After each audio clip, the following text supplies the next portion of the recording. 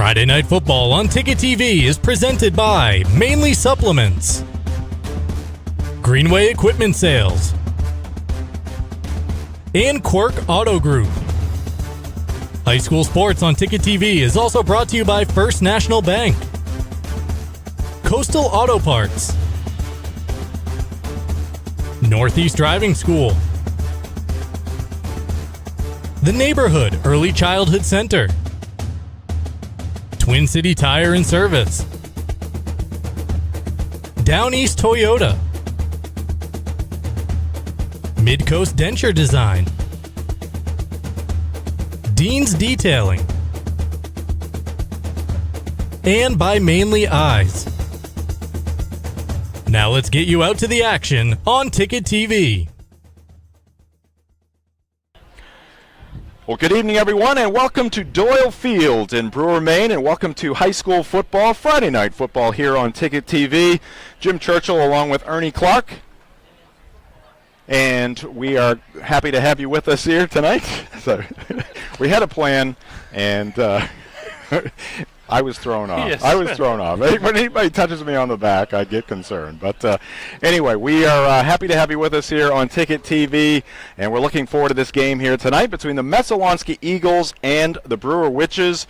And Ernie, obviously we're dealing with some cancellations, some COVID cancellations around the area, but going to get this one underway on a spectacular night here in Brewer. Yeah, it really is a beautiful evening, and I think we're going to match up two teams here. Both believing they can win this football game. Messalonskee coming off a 22-game losing streak that they ended last weekend with a win over Edward Little, pretty convincing win actually, 34-8. Brewer has had a very challenging schedule to open the season. Opened up against Class A Bangor here 2 weeks ago, and then had to travel to Brunswick last weekend. Brunswick's been the dominant team in Class B North and Class B in the state, really. Well, next to Marshwood here for the last half dozen years, and Brewer lost that game 28-12, but Scott Flagg, the head coach, saw some signs defensively and in terms of the run game that he hopes to build upon here tonight. All right, let's take a look at the makeup of this Messalonskee Eagle roster here, and 11 seniors, 4 juniors, 13 sophomores, freshmen 11, so good representation there with the underclassmen. Yeah, I mean, it'll be a little bit of an issue next year with just 4 juniors on the team this year, but they got a senior base and 24 freshmen and sophomores out of 39 players on the roster. So I think the future looks fairly bright. They've got a relatively new turf field at Messalonskee. I think it opened up in 2019, so they've got that going for them as well in terms of attracting more players here down the road. And again, as I said, coming off their first victory since 2017 last weekend, and they hope to build on that tonight. Yeah, I'm going to be critical of our graphic team right there because sophomores. There's an O in there in the middle. Oh, there is. Sophomores. Yeah. Right. You don't necessarily stress it all that much, generally speaking, but it's there. All right, let's take a look at the Brewer roster.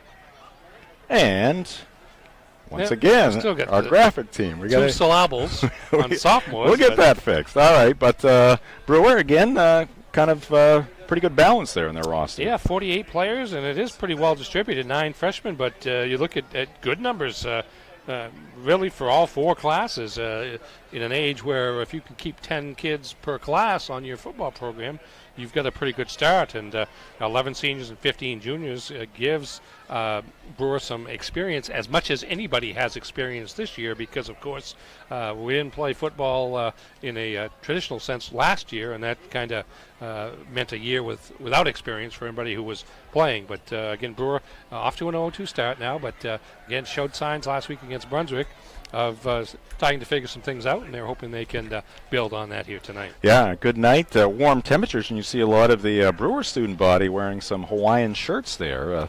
Yeah, I'm not going to go that far myself, but I am wearing shorts. I heard it was supposed to be in the 60s tonight, so I said, that's fine, as opposed to Sunday night. It's supposed to be in the 40s, which I probably will mean I will go for the long pants at that point.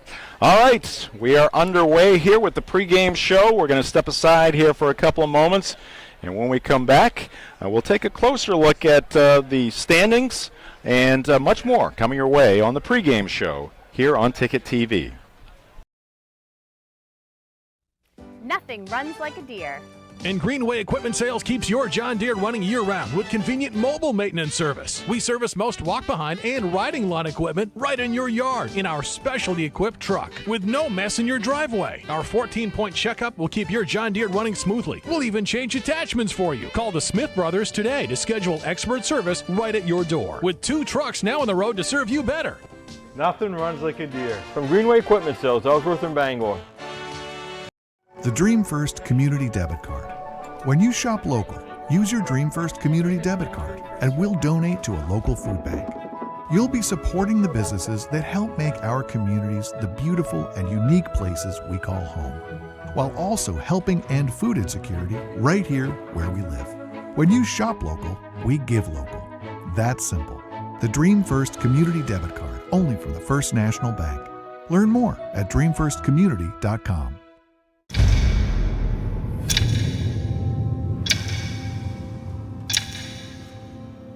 The day begins in darkness. Time does not define me. It drives me to keep roads, schools, and storefronts open, making sure our town is open by daybreak and our livelihoods are open for business. It's your boss. Find it at Quirk. And welcome back to Doyle Field in Brewer. Good look there at some of the fans gathering here at Doyle Field as we get set for some high school football. Tonight, the Messalonskee Eagles in town to take on the Brewer Witches. And let's take a look at some recent history for the Messalonskee Eagles as they get set to take on the Witches here tonight. A couple tough seasons recently. Yeah, indeed. Of course, no football in 2020, a couple of winless seasons, and some losses at the end of the 2017 season added up to a 22-game losing streak, but that is all in the history books at this point, thanks to last Friday night's 34-8 win over Edward Little.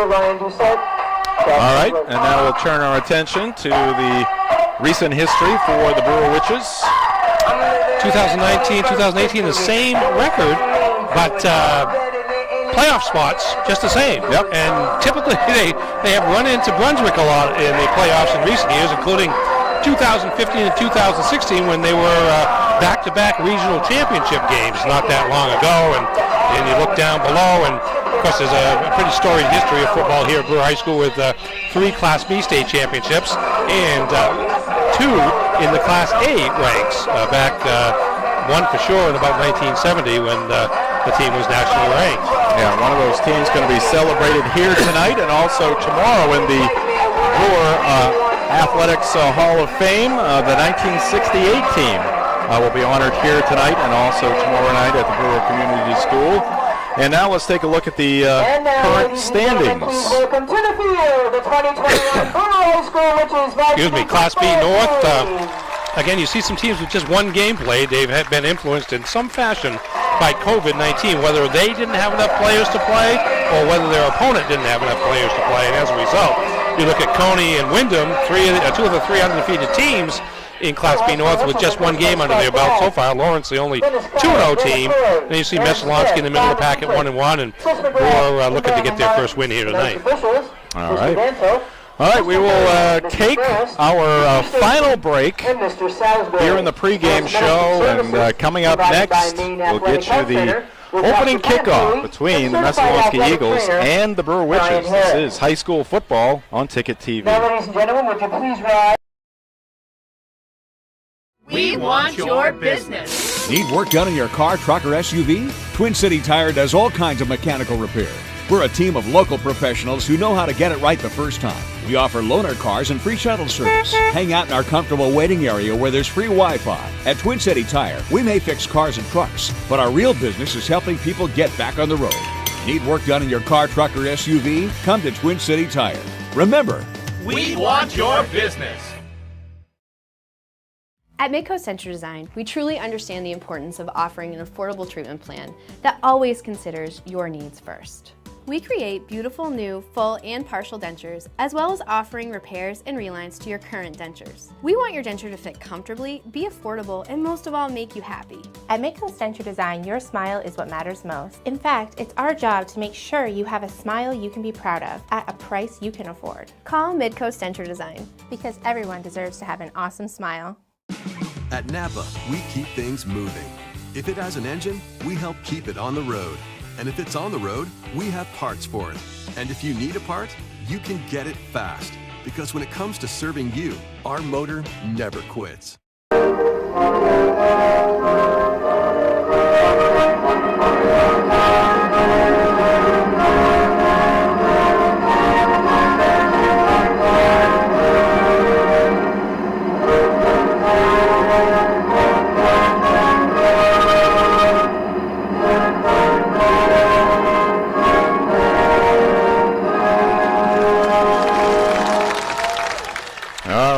National anthem here at Doyle Field. Good job by the junior ROTC unit.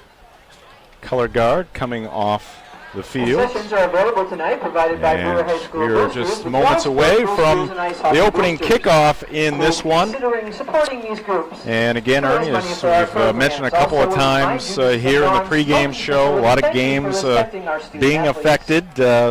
Bangor Rams, they're making a trip tonight, but not with their full squad as they head south. No, heading south to take on the Scarborough Red Storm tonight, and about half of the team making that trip, as others on the Bangor roster sidelined with contact tracing, COVID-19 quarantining, which will impact them not only for tonight's game again at Scarborough, but for next weekend's game at Thornton Academy in Saco as well, because of the 10-day quarantine period didn't start in time for them to get back in time for next week's game. So Bangor goes down there with the players that they have, and just hope to do their best in a 2-week stretch against a pretty rugged competition in Scarborough and Thornton Academy.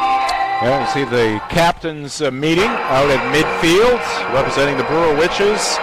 Cam Hughes, number 5, Caleb Thibodeau, number 9, Stephen Cummings, number 68, and Logan Levenseller, number 45 for the Brewer Witches. Just a great night for football. We got to remember this night, Ernie, because there's going to be some games down the line where it's not going to be like this. It's going to get cooler at the least, and yeah, it could get inclement here down the road, thinking ahead. I mean, it still is, mid-September, but once you get to mid-October, it's a iffy situation. All right, it's time now for the keys to the game from Ernie Clark. Well, for Brewer, it begins on the defensive end. Messalonskee, a run-oriented attack, runs a triple option out of the jet set, and or pistol set, I should say. So they've got to be aware of Brady Doucette, the quarterback who had 4 touchdowns last week against Edward Little. So they got to run defense there and then try to establish the run. Cam Hughes is averaging around 100 yards a game on the ground for Brewer, so they've got to get him established. And if you get him established, perhaps that opens things up for other options, either on the ground or through the air. And for Messalonskee, it's just build on the momentum from last week. I mean, you did things right last week. Doucette and Giovanni Kakamo, thank you. Both had great games against Edward Little, and so they're obviously feeling good about themselves, again, coming off the first win for the program in 4 years. And so that's the other thing in terms of Brewer, is don't let Messalonskee get off to a quick start. Try to slow them down at the start so they're not thinking as much about what they did last week and what they were trying to bring to the field tonight. So quick start, important, particularly defensively for Brewer. And the keys to the game brought to you by Tim Bush and the Bush Group. From Next Home Experience, give them a call today at 951-0747. And 2 teams making their way out on the field.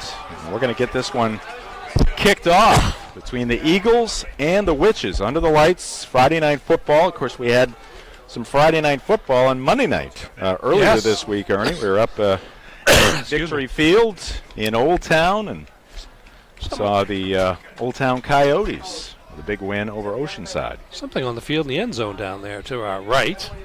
It must be a balloon, I guess. Yeah, okay. Somebody will stomp on that at some point. Brewer to receive. Messalonskee getting ready to kick off.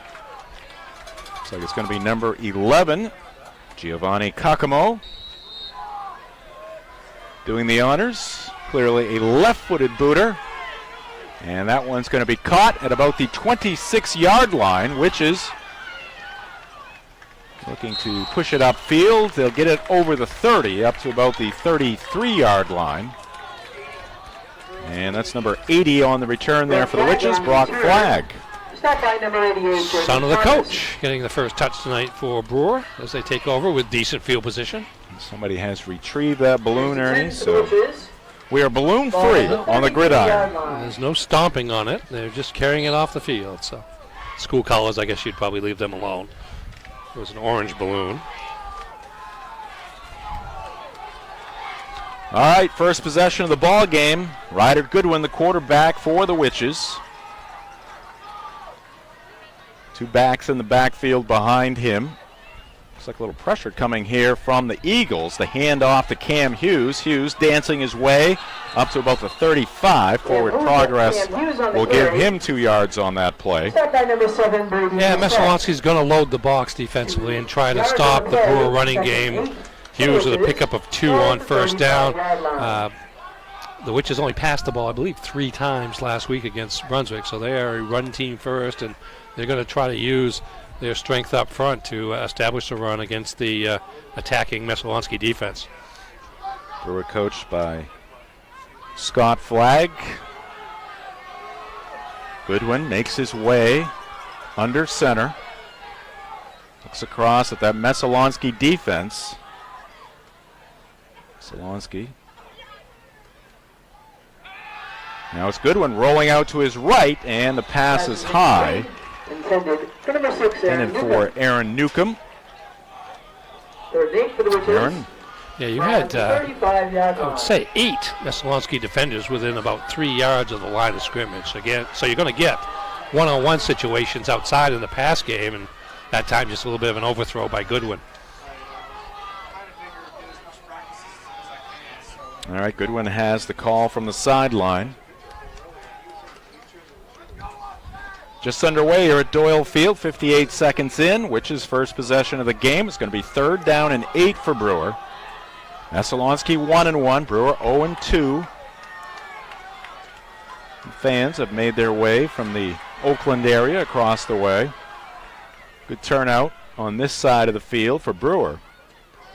And they fake the pitch. They hand it off inside. A nice play there defensively. Number 42, Haven Birch, the defensive end, a senior, right there to make the tackle for no gain.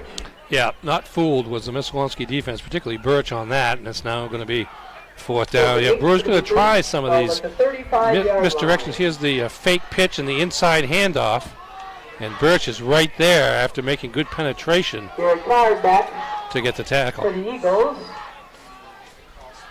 All right, 4th down and 8, so the Witches will be punting. And Ryder Goodwin, quarterback, also the punter. We've got a flag down. That one is angled to the near side. Stays in the field to play, and it will come to a stop at about the 33-yard line of Messalonskee. The flag came from behind the punter, suspecting this may be on Brewer. Well, they are marching down the field to have the conversation, so illegal shift on Brewer, so Messalonskee with the option of taking the ball over at their own 33 or pushing Brewer back and making a punt again, and it looks like they might make him punt again. Yeah, I think they might. That was a 15 and 18, 33-yard punt with no return, so not a bad change of field position there by Brewer's kick game, and so now, okay, now they're going to decline it, and it's going to be Messalonskee's ball at the 33. So they a little bit of confusion out there, but they finally straightened it out. Messalonskee's going to be content with the ball at the 33.5. It looks like now. Friday Night Football on Ticket TV is brought to you by Mainly Supplements. Mainly Supplements, a presenting sponsor of high school sports here on Ticket TV. Big supporter of Brewer Witches Athletics. They're located near the Bangor Mall. Mainly Supplements is a fully stocked nutritional supplement store. And again, near the Bangor Mall Boulevard, 109 Bangor Mall Boulevard, right next to Hannaford, and at mainlysupplements.com. All right, 10-14 on the clock. Messalonskee with their first possession.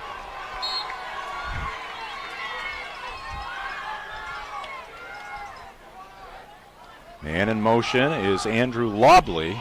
And Lobley's going to get the football. Lobley with a hole on that left side. He's got first down yardage. Takes it all the way up to the 45-yard line. That's an 11-yard gain on first down. Yeah, Brewer had a shot at him in the backfield over on the left side, but First and 10. Lobley got free, got around the corner, and picked up enough for the first down at the 45, gain of 12 or 11. First and 10 from the 45, the Messalonskee 45. Fake the handoff, and keeping the football is going to be Miles Clark. Just a sophomore. Clark. Pardon. I got the wrong. Yeah, that's Brady Doucette. Doucette, the quarterback, with the fake handoff and the keep. Well over 100 yards rushing last week, and also scored 4 touchdowns and gets a good gain of 5 yards on first down and move it out to midfield. Second and 5. Snap to Doucette is clean. Inside handoff, ball is loose. Who has it? Looks like it might be Brewer football. The Witches think so. And it is. First turnover of the ball game. 68 for Brewer. Stephen Cummings with a recovery on the misplayed handoff from Doucette. First and 10. The Witches ball at the 47-yard line. Yeah, right there. Yeah, never had possession of it, and Cummings went to the ground first and came up with it. Big play there for Brewer's defense, and now the Witches start out in Messalonskee territory. All right, so the Witches get another shot at it here. Second possession in the first few minutes of the ball game. Hughes, the deep back. He's the workhorse for this Brewer offense. Messalonskee pressing that line again. Here's the pitch back to Hughes, trying to get around the edge. Once again, pretty good defense there by Messalonskee. Does pick up about 5 yards. Bryce Crowell with a tackle there. Pretty good lead block there by Rowan Valley. It allows Hughes to get 6 yards, 5 yards on first down. At the 42-yard line. High school football on Ticket TV, brought to you in part by Greenway Equipment Sales. Nothing runs like a deer in Bangor and Ellsworth, and at greenwayequipment.com. Second and 5 from the Messalonskee 42-yard line.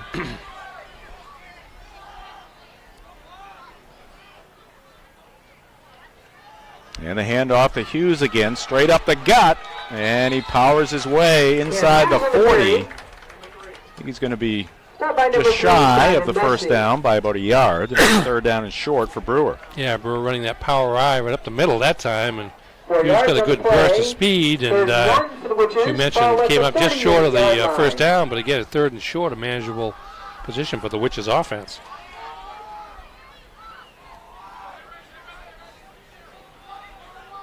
Rowan Valley also in the backfield for the Witches.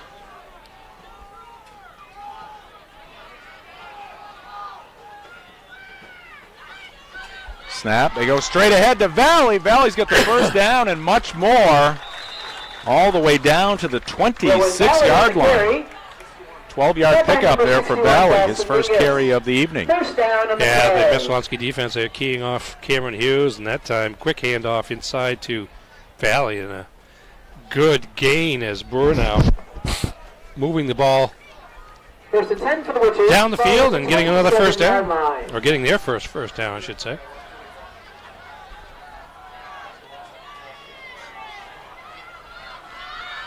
Wide to the near side, Evan Netto.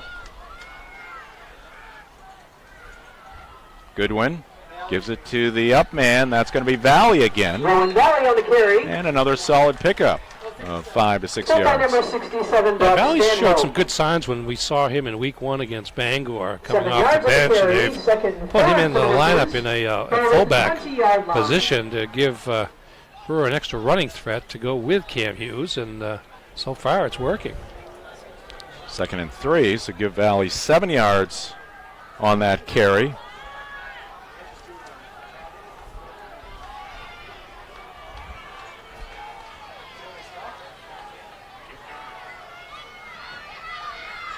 Valley a little offset there in that up position. Pitch back to Hughes. Hughes trying to follow Valley now. Veers to the right and still on his feet. It takes a bunch of Eagles to bring him down. Hughes on the carry. A flock of Eagles. Yes, he had to go quite a ways to get a relatively short game, but it's enough for a first down, I think.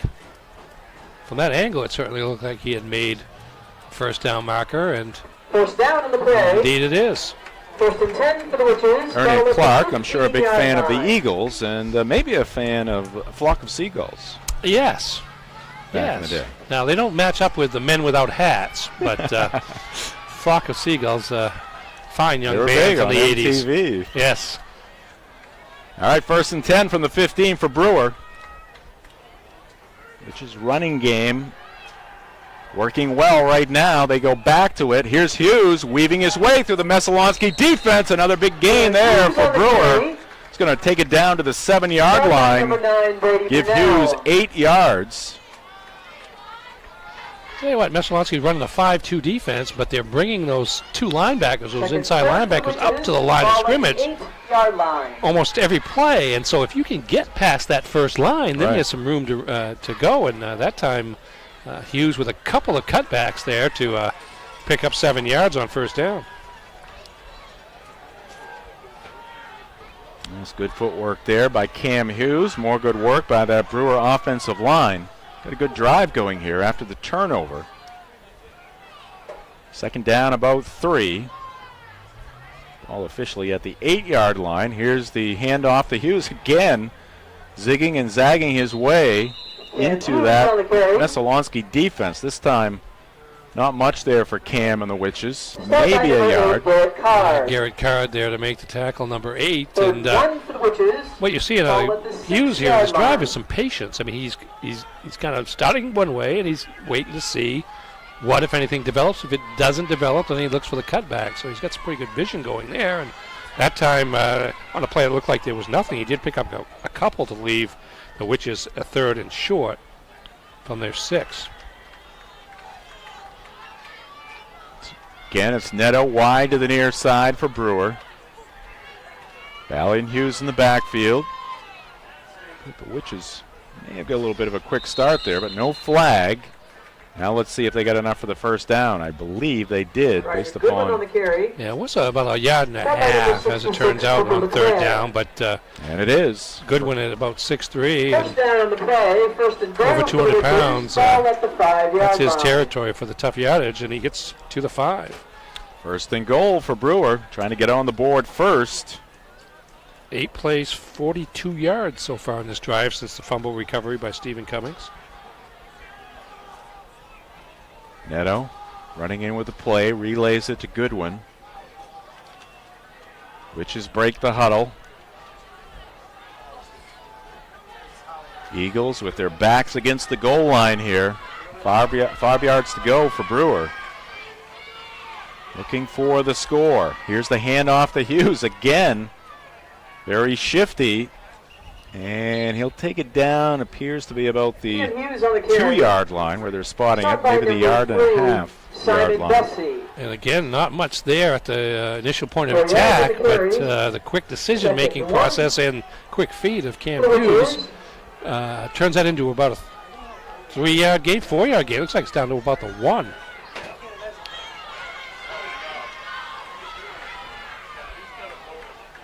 Clock ticking away here in the first quarter. Witches have kept it on the ground, so that clock has been moving. Down to 3:35.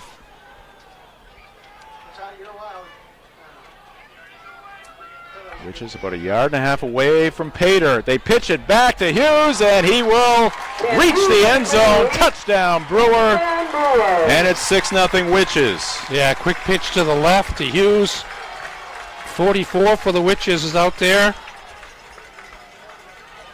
Aiden Danforth perhaps with a lead block, among others, and I think Valley was out in front as well, but they'd been running right up the middle and finally went to the outside, and some open space there, and Brewer jumps out to the lead after a drive that lasted nearly 6 minutes. Good look on that Greenway replay from our field cam. Hughes flying into the end zone.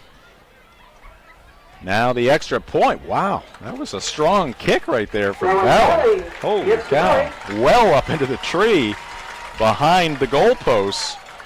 Extra point is good, and the Brewer Witches lead it 7-0. Tell you what, you don't want to play, you don't want to settle for field goals, but you see a kick like that, and you know the option is there at certain points of a game. Friday Night Football on Ticket TV, brought to you in part by First National Bank. Dream first because you can. Member FDIC, equal housing lender.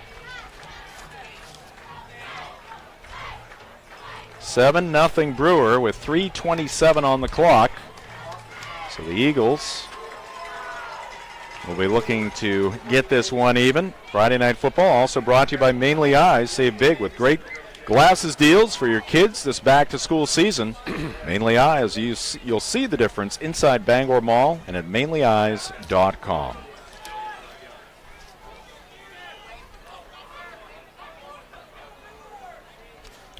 Ten plays, 47 yards on that march. Took 5 minutes, 47 seconds off the clock. That's a pretty effective drive with the run. Averaged about 4.7 yards per play. Longest gain on the drive was 11 yards, so it showed you a consistency of those medium yardage gains, which you love to see. Wow. There's no wind here tonight, but Roland Valley. Ah, that's a straight-on shot there. He is driving the football. I told you on that extra point, like, we see a lot of high school extra points, but there's a very large tree behind the goalpost there, and he was about 80% up into that tree, and now drives it into the end zone. Yeah, we just don't see that. Well, no, and you don't see high kicks a lot of times. Right. You see low ones because you're just trying to push it for distance, but he's getting both out of that, and that's potentially a weapon. As it is, they're starting out at the 20-yard line. You love that as a defense. All right, things going right for the Witches here in this first quarter. Now we'll see what their defense can do against Messalonskee. All right, it's Doucette. Yeah, quick pass to Kakamo, but right there to make the defense.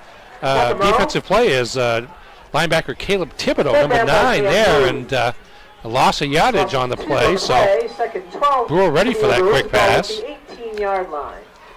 A couple yards on the loss, 2nd and 12.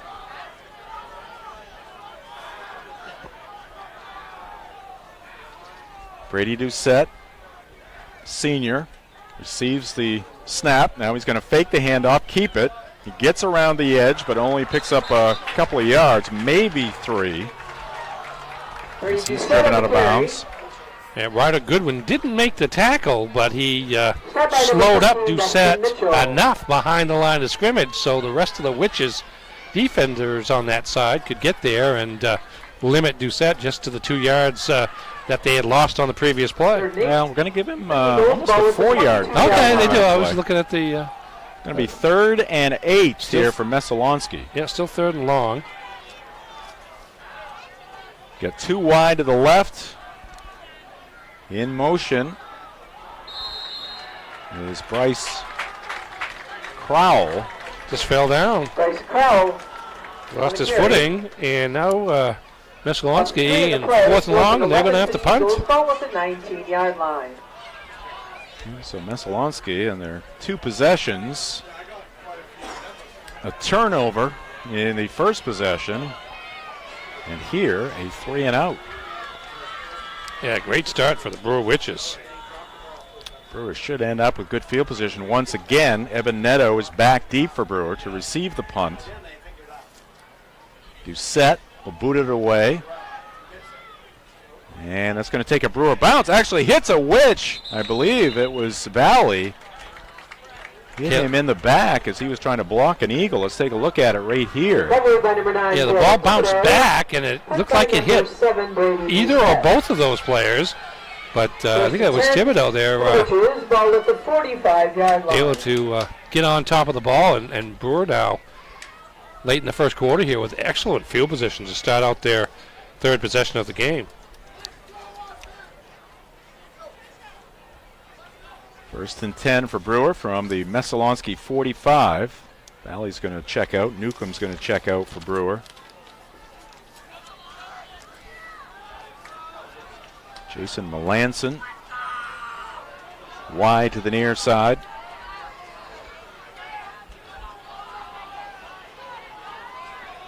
Hughes, the lone running back with Goodwin. He'll get the handoff. And he's still on his feet down the right sideline. Finally taken down inside the 20. By number 7, Brady Doucette. What a run here by Hughes. And again, credit that Brewer offensive line for creating some openings for Cam. Yeah, there was a big hole there on the right side of the line of scrimmage, and Hughes just sprinted through it, broke a tackle there at about the 25, and now is Doucette with the angle to prevent Hughes from getting to the end zone, but ball inside the 20-yard line, so that's a big first down play for the Witches. 28 yards the gain on that play by Hughes. Just 45 seconds left to go here in the first quarter. This probably will be the final play of the quarter. It's been a very fast quarter because the Witches have been running the football with plenty of success, and now the Witches want to talk it over. Timeout, Brewer. So we get a timeout out on the field. We will take a timeout as well. 7-0 Brewer, 30 seconds left to go in the first quarter. This is high school football on Ticket TV. The better a product is made, the longer it will last. That's why buying a high-quality, low-mileage Toyota is a smart move. At Downey's Toyota, we're now a Toyota certified used vehicle dealer. This tag gives you peace of mind with Toyota warranties, 1 year of roadside assistance, a Carfax history report, and a detailed 160-point inspection. Plus, qualified buyers get low new car financing rates on Toyota certified used vehicles from Toyota Financial Services. All roads lead to Down East, where the best new cars make the best used cars. It's always a beautiful day in this neighborhood. The Neighborhood Early Childhood Center in Bangor for kids 6 weeks to 5 years old is where children of all backgrounds and abilities can learn, explore, socialize, and play. It's the next best thing to being home. They even provide 2 snacks daily. If you want your child to flourish, visit theneighborhoodecc.com or call 990-1452. The Neighborhood Early Childhood Center, 333 Hammond Street, Bangor. There's no place like home except the neighborhood.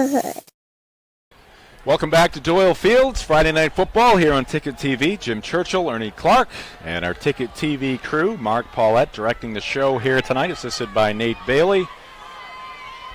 Got a great camera crew here as well. We will credit them here after this play. Here's a pitch back to Cam Hughes, already having a tremendous night, and he'll carry an Eagle down inside the 15 to the 14-yard line. Stop by number 80, Parker Be a Reynolds. 3-yard pickup, setting up second down and 7. On our camera crew here tonight, Marcus Caesar. On camera 1, we got Riley Murray. On camera 2, Aiden Crystal on number 3. And down on the sideline, our man, Matt Cunha. Got a good look at that touchdown by Hughes. And that's going to do it for the first quarter. And the score remains Brewer 7, Messalonskee nothing. We'll step aside, back with second quarter action next on Ticket TV.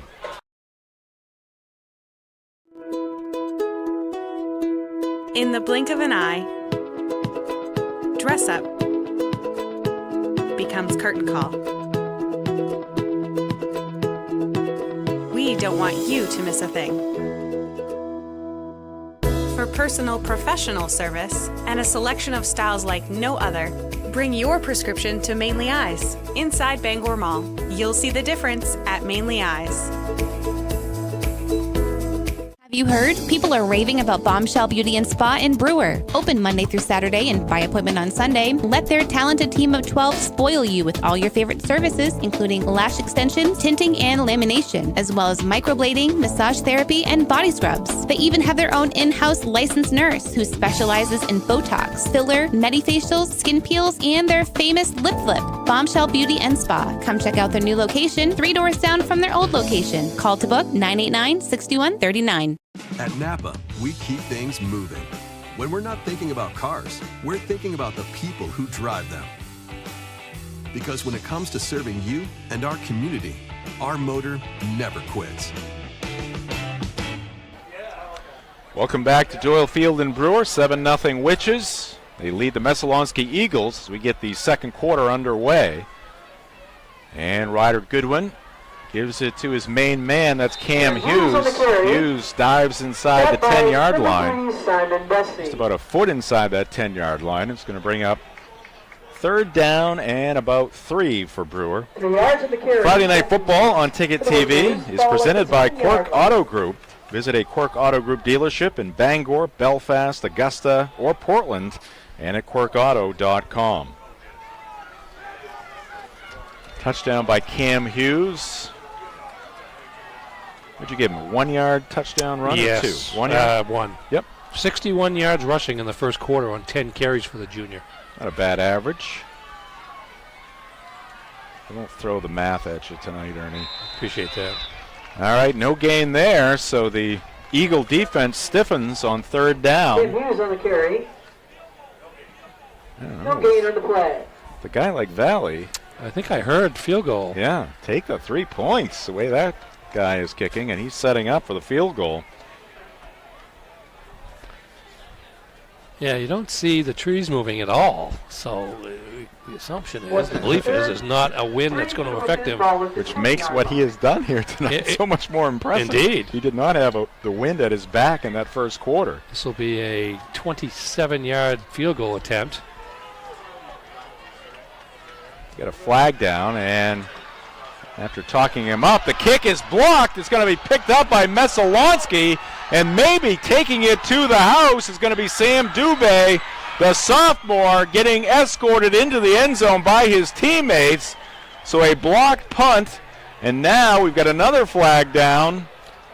Flags on the play. Maybe a little extra celebration there by the Eagles. Yeah, let's see what this flag is that's sitting at the 18-yard line at the other end of the field right now. Well, if that's against Brewer. That's against Brewer, the play holds. Let's see what we've got here for a call. Officials talking it over now. See what the signal is from the referee.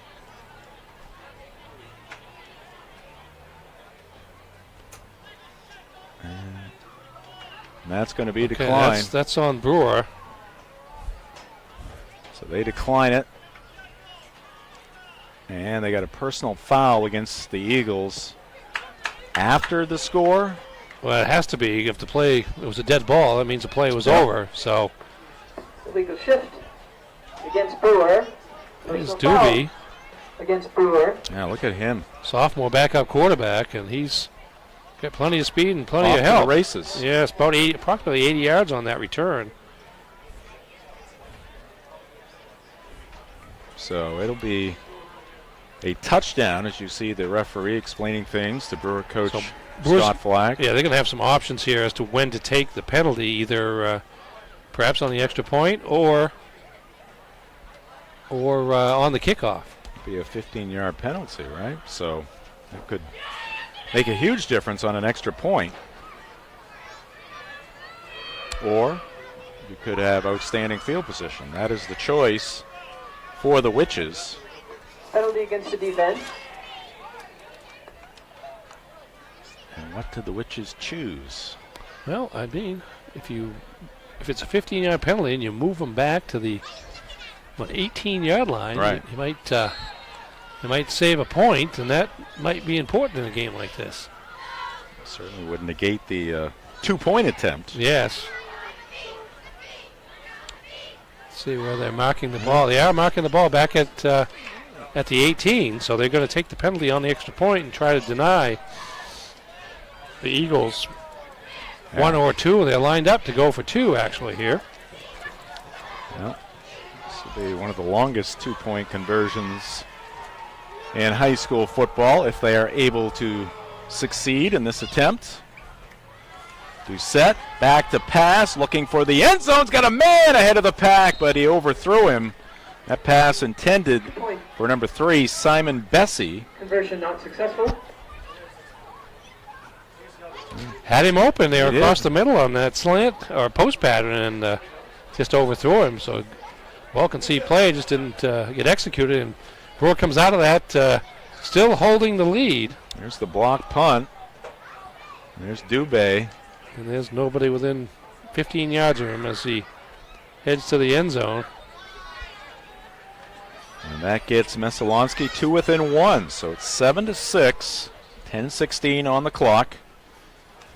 High school football on Ticket TV, brought to you in part by Twin City Tire. Visit Twin City Tire at 609 Wilson Street in Brewer or at twincitytireme.com for your snow tire and car care needs.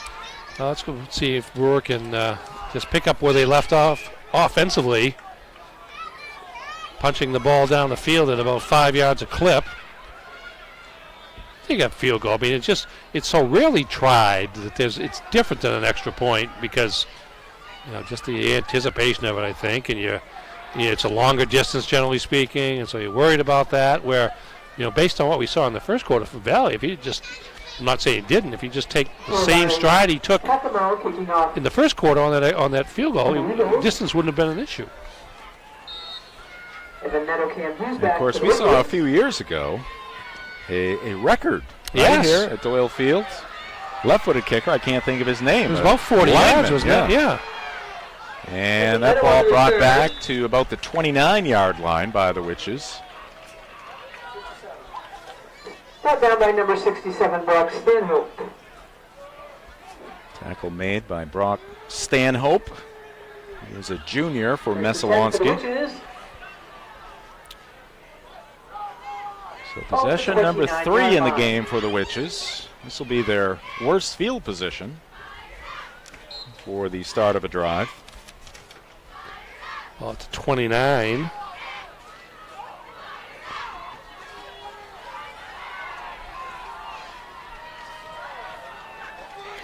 Four wide receivers and Goodwin in the shotgun. Different look. Levenseller in motion. Here's the handoff, and this one's going to go to Cam Hughes, brought down from behind after picking up about 4 yards on that play. Yeah, nice tackle by Jacob Thomas, a defensive lineman.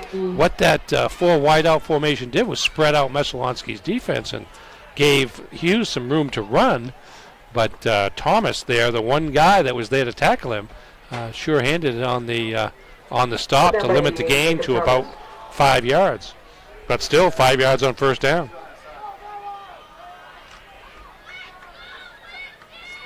Well, we got a flag down here. I don't know if Witches had. No. Is that an illegal substitution? It's got to be something like that. There was a Witch trying to get off the field. Well, they had too many guys in the huddle, I guess, is kind of what that was, and that's gonna negate the 5-yard gain on first down and make it 2nd and 10. Basically back to the original line of scrimmage.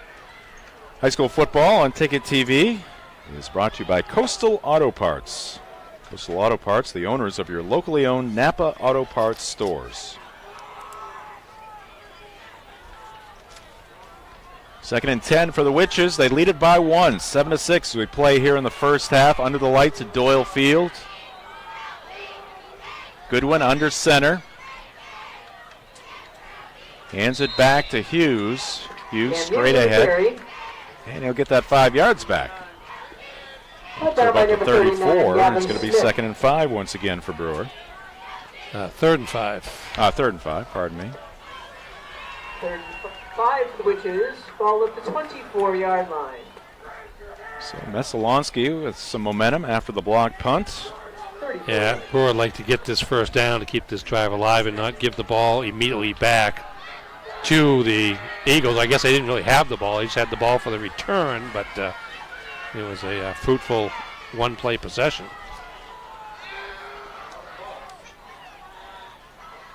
Rowan, the lead back. They pitch it back to Hughes. Hughes trying to get around that left end. Can he do it? No. Cam Hughes. Nice job there by Messalonskee to hold that edge and keep Hughes from picking up the first down. 3 yards on the carry. Yeah, Bryce Crowell over there on that 4th and 2. right side of the Messalonskee defense to knock Hughes out of bounds and to leave Brewer with 4th and 2. So Goodwin back to punt now.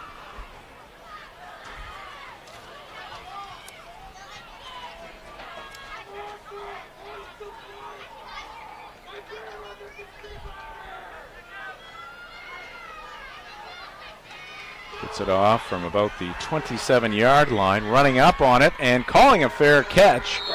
And making a nice play there is Garrett Card. Fair catch by number 8, Garrett Card. Just a sophomore, and Messalonskee will have pretty good field position. They'll start at their own 42, trying to take their first lead of the night.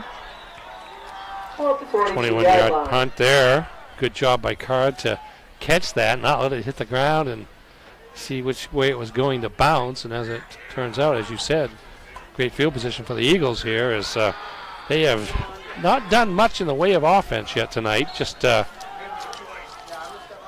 12 total yards in the first quarter, but of course that block kick and return kind of adds into that. Doucette back to pass, moving in the pocket, trying to find a lane, but it's going to be knocked down by a Brewer Witch defender. I want to say that might have been number 15, Dustin Mitchell, linebacker for the Witches. Let's see that. Here's Doucette feeling some pressure, gets in the middle, and there is number 15 for Brewer. Dustin Mitchell, senior, with a play there.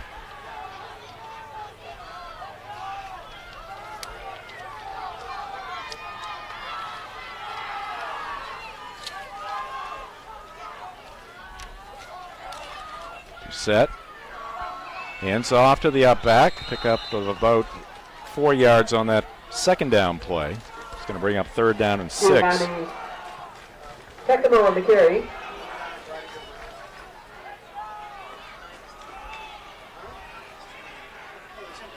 Stop by number 9, Caleb Thibodeau.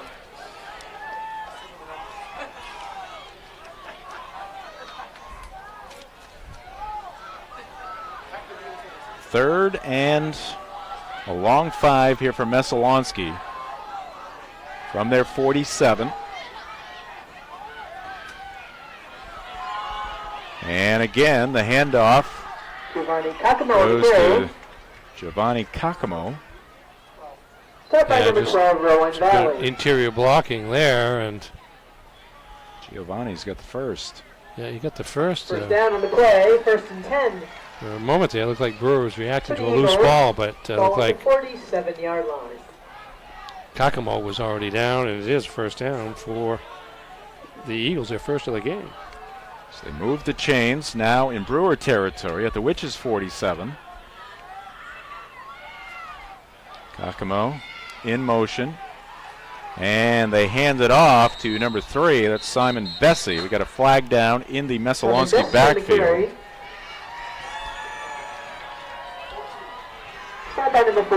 Pick up there by Bessie, about 8 yards, but that's a hold against the Eagles. So they will. It will start out about 1st and 20 here. At halftime, we will be recognizing our class of 2020 Hall of Fame. With 2 minutes to go, we would Friday Night Football on Ticket TV, brought to you in part by Downey's Toyota. Downey's Toyota, 652 Wilson Street in Brewer. All roads lead to Down East. Make their way to the area between the bleachers. Thank you. Again, Brewer High School Athletic Hall of Fame.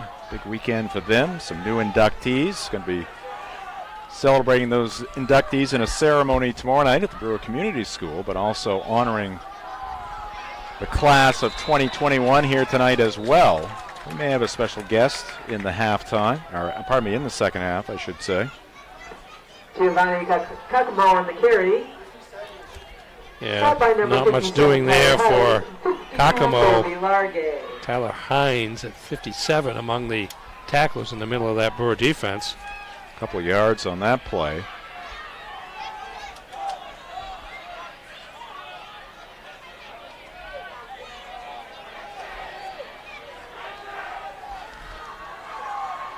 It's going to bring up 2nd down and 19 Doucette to the air. Quick fire, lobs it downfield over towards the sideline. I think the catch is made, but it's made out of bounds. And that's going to bring up. Yeah, Neto there on the defense. Pass intended for Zach Wilson, but you're right. Nice catch, actually. But out of bounds. It's a 3rd and long. 3rd and 19 to be exact. Clock stopped at 5:47.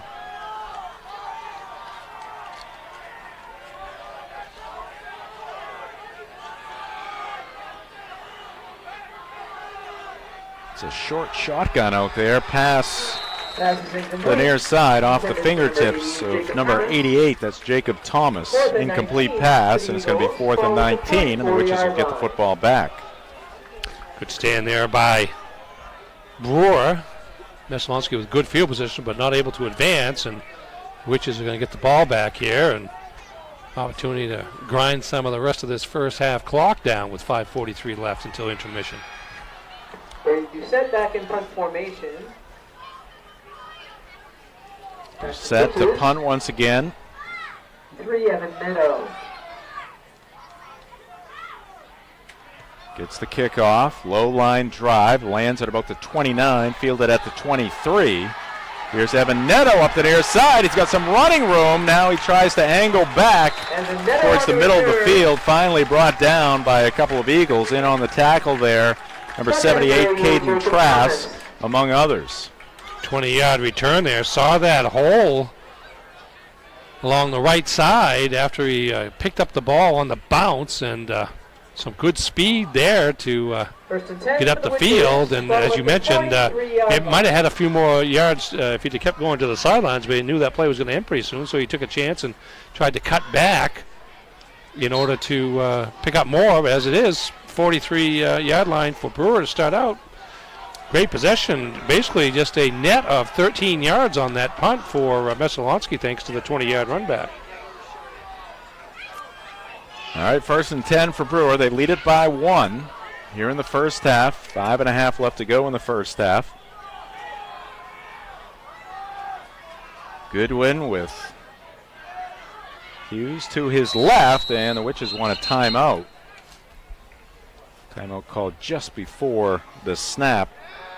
Timeout on the field. Second timeout of the half by the Witches. All right, we will take a timeout as well. This is Friday Night Football on Ticket TV. Nothing runs like a deer. And Greenway Equipment Sales keeps your John Deere running year-round with convenient mobile maintenance service. We service most walk-behind and riding lawn equipment right in your yard in our specialty equipped truck with no mess in your driveway. Our 14-point checkup will keep your John Deere running smoothly. We'll even change attachments for you. Call the Smith Brothers today to schedule expert service right at your door. With 2 trucks now on the road to serve you better. Nothing runs like a deer. From Greenway Equipment Sales, Ellsworth and Bangor. The Dream First Community Debit Card. When you shop local, use your Dream First Community Debit Card and we'll donate to a local food bank.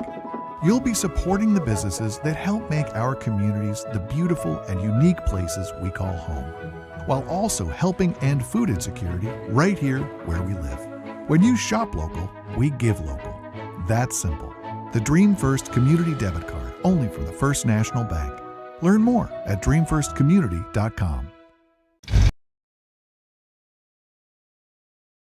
5:31 on the clock here in the first half. 1st and 10 for Brewer. Football at their own 43. Neto on the move. They hand it off to Hughes. He's been a workhorse once again here for the Witches tonight. Lost the football, but he had already hit the turf. Stop by number 42. And he's going to pick up 4 yards on that play.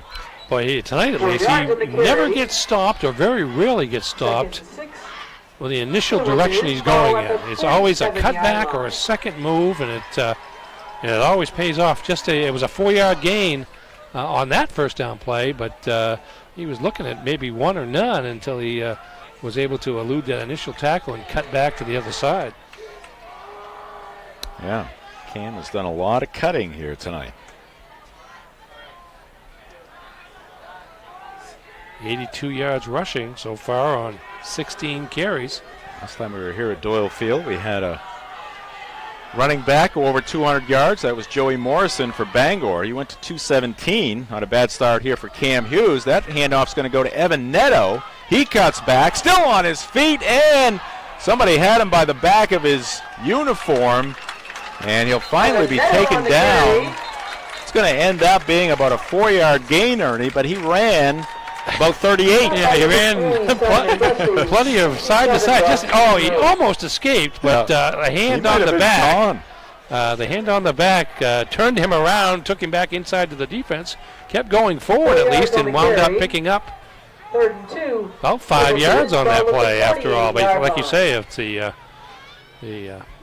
total distance traveled, it would be quite a bit more than that. 3rd down and 2. Big play here for Brewer. They're at the Messalonskee 48.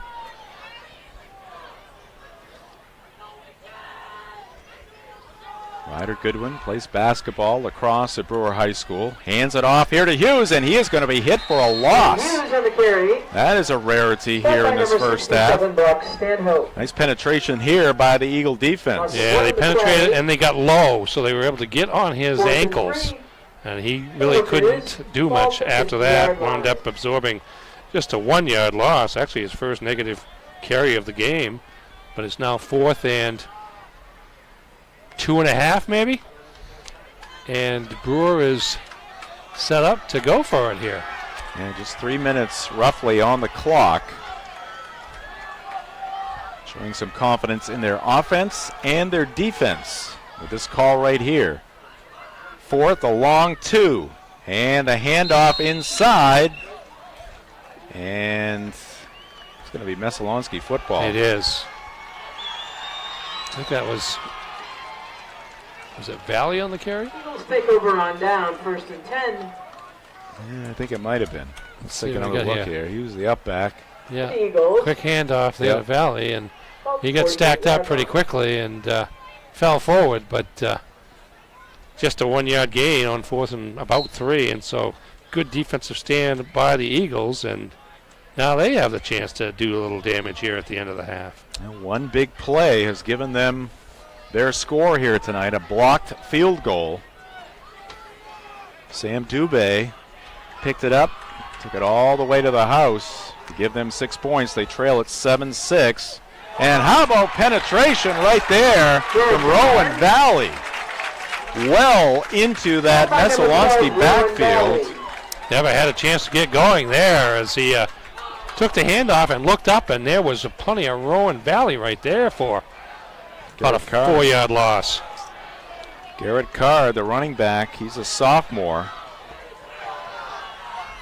A loss of 4 yards on the play. 2nd down and 14. Doucette looking to the air, heaves one up, wobbly pass, battle for it, and a great catch made by Jacob Thomas. Some hand fighting there. Defending on the play was Aaron Newcomb. Look at the catch, the concentration, and the strength by Thomas. And that's a 1st down for Messalonskee at the Brewer 35. Yeah, Newcomb was unable to turn around and find the ball, so he stayed with the defender, but just a size advantage and some upper body strength there by Thomas. Enabled him to make the catch on the ball, lofted effectively toward the sideline by Brady Doucette. 2 minutes left to go here in the first half. Messalonskee looking to take their first lead of the night. Crowell in motion. Handoff goes to Kakamo, and he'll tumble forward, picking up 3 on that play. 2nd down and 7 here for the Eagles. 21-yard gain on that pass completion to move the ball down to the 35, and then Kakamo with the 1st down gain of about 3. Messalonskee with all their timeouts left as we work down inside 90 seconds in the half.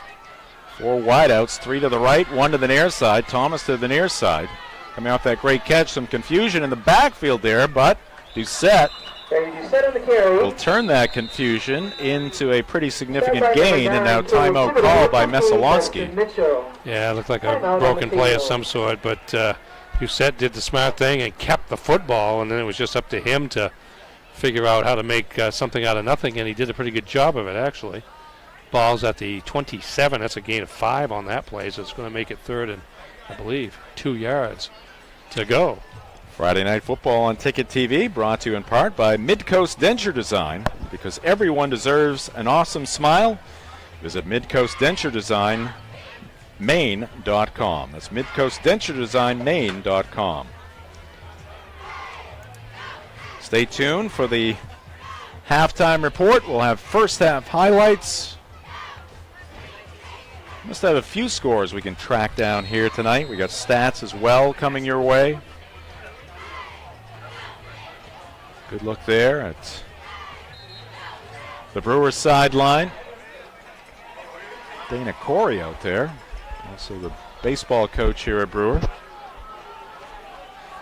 Dennis Kaya, longtime AD at Brewer, longtime coach at Brewer as well, working the sidelines as part of Scott Flagg's staff.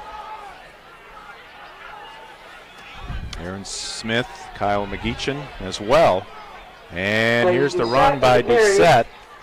Knocked out of bounds by number 45, Logan Levinson. Knocked out near the 20-yard line. First down on the play. It's going to be a first down there. Doucette with a pretty good fake to Kakamo on the inside handoff, and then sprinted out to the left side for a gain of about 7 on 3rd and 2.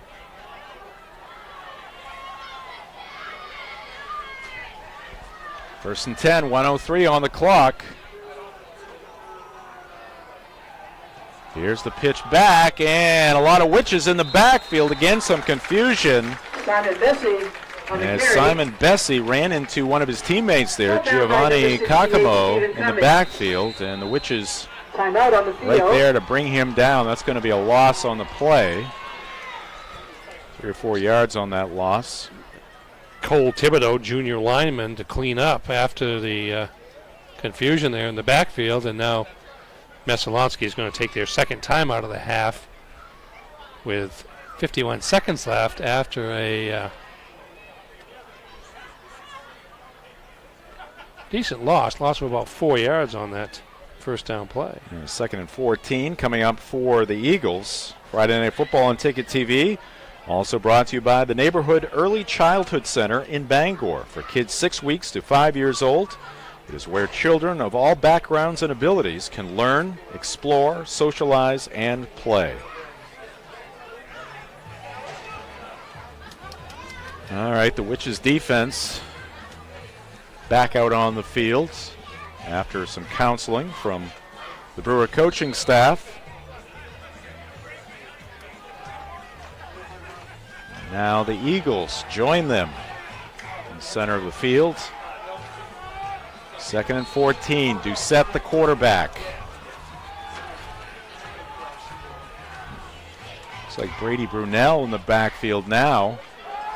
Doucette rolling out to his right, finds Brunell on the right side in the flat. Brunell making something here out of nothing, and Brunell into the end zone. We do have a couple of flags down. The ball came loose in the end zone, but Brunell had already broken the plane, and the turf causing the fumble there.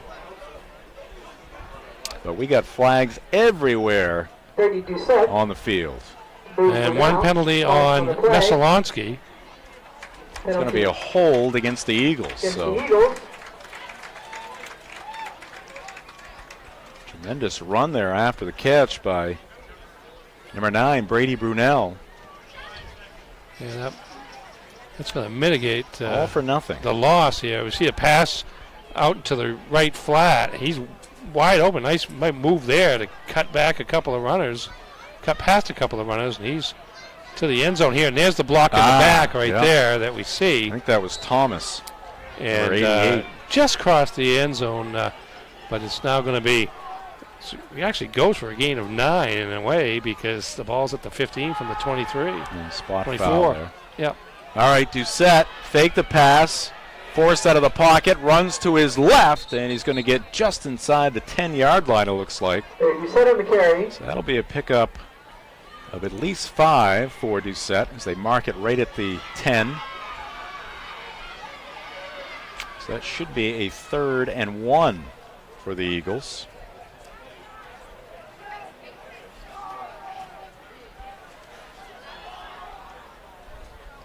28 seconds left. 1 timeout left for the Eagles. So you can go for the first down here, and then you can call timeout and give yourself a couple shots at the end zone. Kakamo behind the quarterback, Doucette.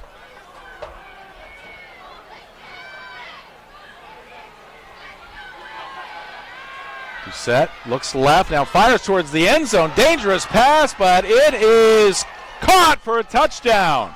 Wow, it looked like Doucette was throwing it into traffic, but the catch there by number 1, I believe, Zach Wilson, a senior wide receiver. How about the timing on that play, Ernie? Oh, yeah, it was all timing because he threw the ball before. I saw a lot of black there. Before Wilson made his cut or slant there, and that was just all about timing. And wow, that play has been worked on and was successful there with 22 seconds left, and that's a big play for the Eagles as they take their first lead. Well, this game, to some extent, at least probably 2/3 of it, kind of dominated by Brewer as the pass is incomplete in the end zone. So once again, Messalonskee unsuccessful on the 2-point attempt. So they are stuck at 12, but they have a 5-point lead over Brewer with 22 seconds left to go here in the first half. Yeah, that's really the first drive that Messalonskee has had of any significance tonight. Brewer defense had shut them down, but they got the big touchdown on special teams, and now one good drive here with a fairly decent mix of pass and run, or at least the threat of pass to go with the run by Doucette, and the Eagles march 52 yards in 2 minutes and 25 seconds. Friday Night Football on Ticket TV, brought to you by Bombshell Beauty and Spa, Brewer's full-service hair salon and spa, conveniently located in the Hannaford Plaza. Come check out their new location just 3 doors down from their old location. That's Bombshell Beauty and Spa. You and I should make a trip to Bombshell. Are you suggesting I need some help? I think I'm fine the way I am. I included myself. Okay, I know you did. I know you did, but you don't need to include me with you. Don't bring me along to. Just because you got an issue. Are you intimating that I've got a problem? Well, you are. Oh, that's a line drive kick. It's going to be off a Brewer player, and Johnny on the spot. I believe it's a Messalonskee Eagle with the recovery, as that was drilled into number 44 for Brewer. I believe that's Aiden Danforth. Kakamo with the recovery here. We see this kick. Just lined it, left-footed, to the front line. And there's Kakamo there. Taking it off the bounce with no time running off the clock. So yeah, that's a tough one there for Danforth. 1st and 10. Off his body, and Kakamo, very good athlete, gets the football. Now there's only 22 seconds left here, so it's not going to be an easy task for Messalonskee to add to their 12-point total. Here's Doucette. Trying to buy some time, rolling to his right. He throws it out of bounds. 2nd and 10, ball to 48. Right at the first down marker. That chewed up 6 seconds. So it'll be 2nd down and 10 with 16 seconds on the clock. 12-7, Messalonskee with a 12-point second quarter.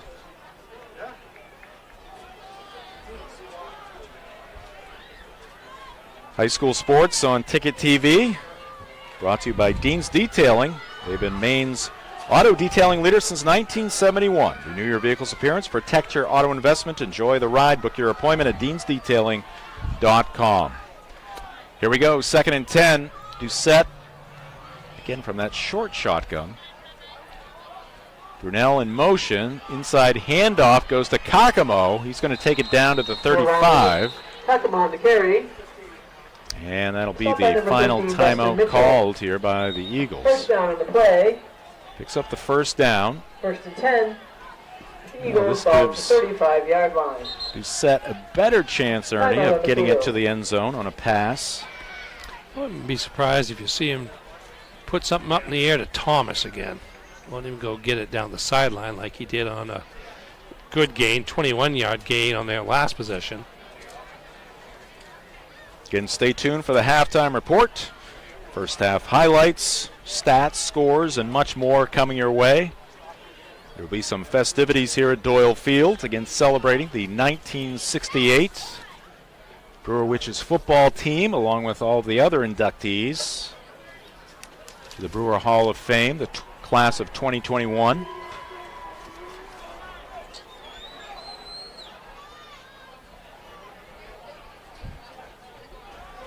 Nine seconds on the clock.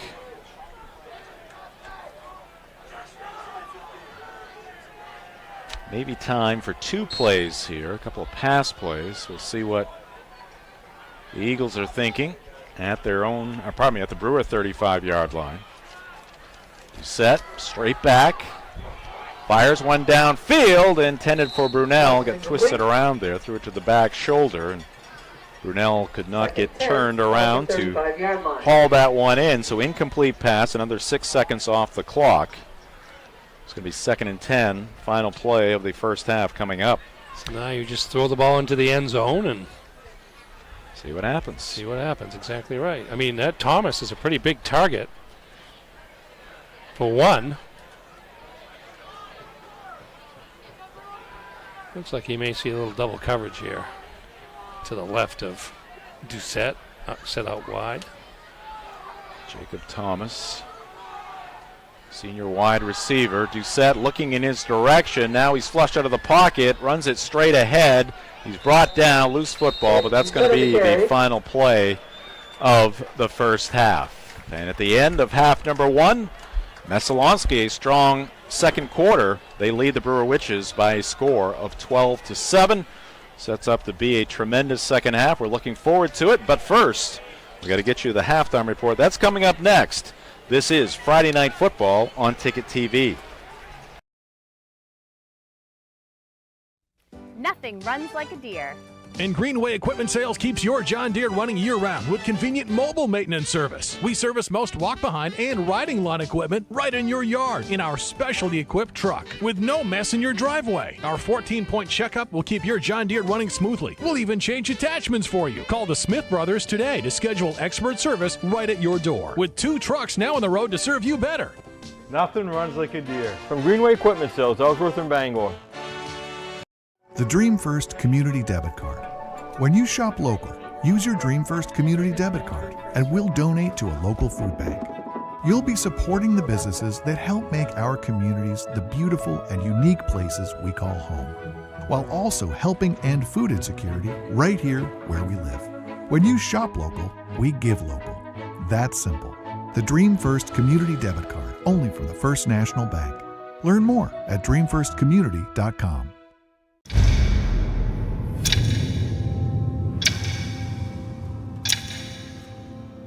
The day begins in darkness. Time does not define me. It drives me to keep roads, schools, and storefronts open, making sure our town is open by daybreak and our livelihoods are open for business. It's your boss. Find it at Quirk. We are back here at Doyle Field. Again, a ceremony going on here at Doyle as they celebrate the class of 2021 into the Brewer Hall of Fame. They'll be honored here at midfield or near midfield. We'll have more on the inductees coming up, but let's get to some first half highlights. 12-7 is our score. Messalonskee with the lead at the end of the first 24 minutes, Ernie. And here's a handoff. A fumble, and Stephen Cummings for the Witches on the recovery. He actually stripped the ball as well as made the recovery, and then here's the pitch to Cam Hughes wide. 1 yard to go for the end zone, and he got in there to give Brewer the 7-0 lead. Now here's Brewer again offensively with Cam Hughes on a good gain, probably his longest gain of the half, certainly so. A 28-yard gain inside the 20 before Doucette was able to make the tackle for Messalonskee. And now here the field goal attempt, 27 yards by Rowan Valley, has been blocked. And number 5, Sam Doobie, a sophomore backup quarterback on the recovery and roars into the end zone to bring Messalonskee within 7-6. Now here's Brewer on a fourth down play near midfield. The inside handoff to Rowan Valley. Picks up one when they needed 3, and that gets the ball back to Messalonskee, but a big stop there by Valley, I believe, on number 8, Garrett Card. And now this nice pass from Brady Doucette to Jacob Thomas over a Brewer defender and able to make the catch for a 21-yard gain. Here's Doucette again, patiently waiting for the snap. Looks and then just a timing pattern over the middle. And the catch is made by Zach Wilson, not the quarterback of the New York Jets, but the wide receiver for the Messalonskee Eagles, and that gives the Eagles a 12-7 lead. They subsequently kicked the ball off a Brewer return man and made the recovery in the final seconds of the half, but weren't able to do anything with it, and as a result, the Eagles with a 5-point lead. All right, 12-7 our score. Halftime report will continue after this timeout. This is Friday Night Football on Ticket TV.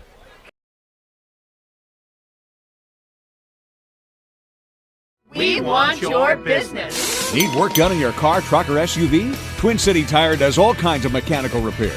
We're a team of local professionals who know how to get it right the first time. We offer loaner cars and free shuttle service. Hang out in our comfortable waiting area where there's free Wi-Fi. At Twin City Tire, we may fix cars and trucks, but our real business is helping people get back on the road. Need work done in your car, truck, or SUV? Come to Twin City Tire. Remember, we want your business. At Midcoast Century Design, we truly understand the importance of offering an affordable treatment plan that always considers your needs first. We create beautiful new full and partial dentures, as well as offering repairs and relines to your current dentures. We want your denture to fit comfortably, be affordable, and most of all, make you happy. At Midcoast Denture Design, your smile is what matters most. In fact, it's our job to make sure you have a smile you can be proud of at a price you can afford. Call Midcoast Denture Design, because everyone deserves to have an awesome smile. At Napa, we keep things moving. If it has an engine, we help keep it on the road. And if it's on the road, we have parts for it. And if you need a part, you can get it fast. Because when it comes to serving you, our motor never quits. Ernie Clark and our Ticket TV crew, thanks for joining us here at 929theticket.com and at GoBrewerWitches.com as well. Going to get some first half stats from Ernie here shortly, but first we want to take a look at these two schools going at it here tonight, Ernesto. And first, the Messalonskee High School down in Oakland, and there's their profile. 738 excuse me, is the attendance. They are now the biggest school in the greater Waterville area. It was a decade or two ago they were one of the smaller schools, but they have grown as people have moved to the outskirts of between Waterville and Augusta, and picked up enrollment along the way. Paula Callan, the principal, Chad Foy, the athletic director, and Carl Gartley, the superintendent. And you see in the middle there the brand new, or relatively new, artificial turf field used by the Eagles as their home field, as well as used for a number of other sports. That field opened up in 2019 and actually is hosting home games this year for both Coney and Gardner, because their artificial turf projects are running a little behind schedule due to supply issues that are so frequent this year. But beautiful field and a program looking to pick up its second straight win after going winless for nearly 4 years. All right, and now Brewer High School, Parkway South and Brewer, enrollment 742. Principal Brent Slowakowski, we saw him in the press box here earlier tonight. Athletic Director Dave Utterback, he's been down on the field working in the celebration here tonight of the 2021 Brewer Hall of Fame class, and Greg Palmer is the superintendent in the Brewer school system as well. I'm just interested to note these two schools that are playing here tonight, separated by 4 students. Wow, so that's right. You don't see that too often. On equal footing. Quite a bit of difference, but not tonight.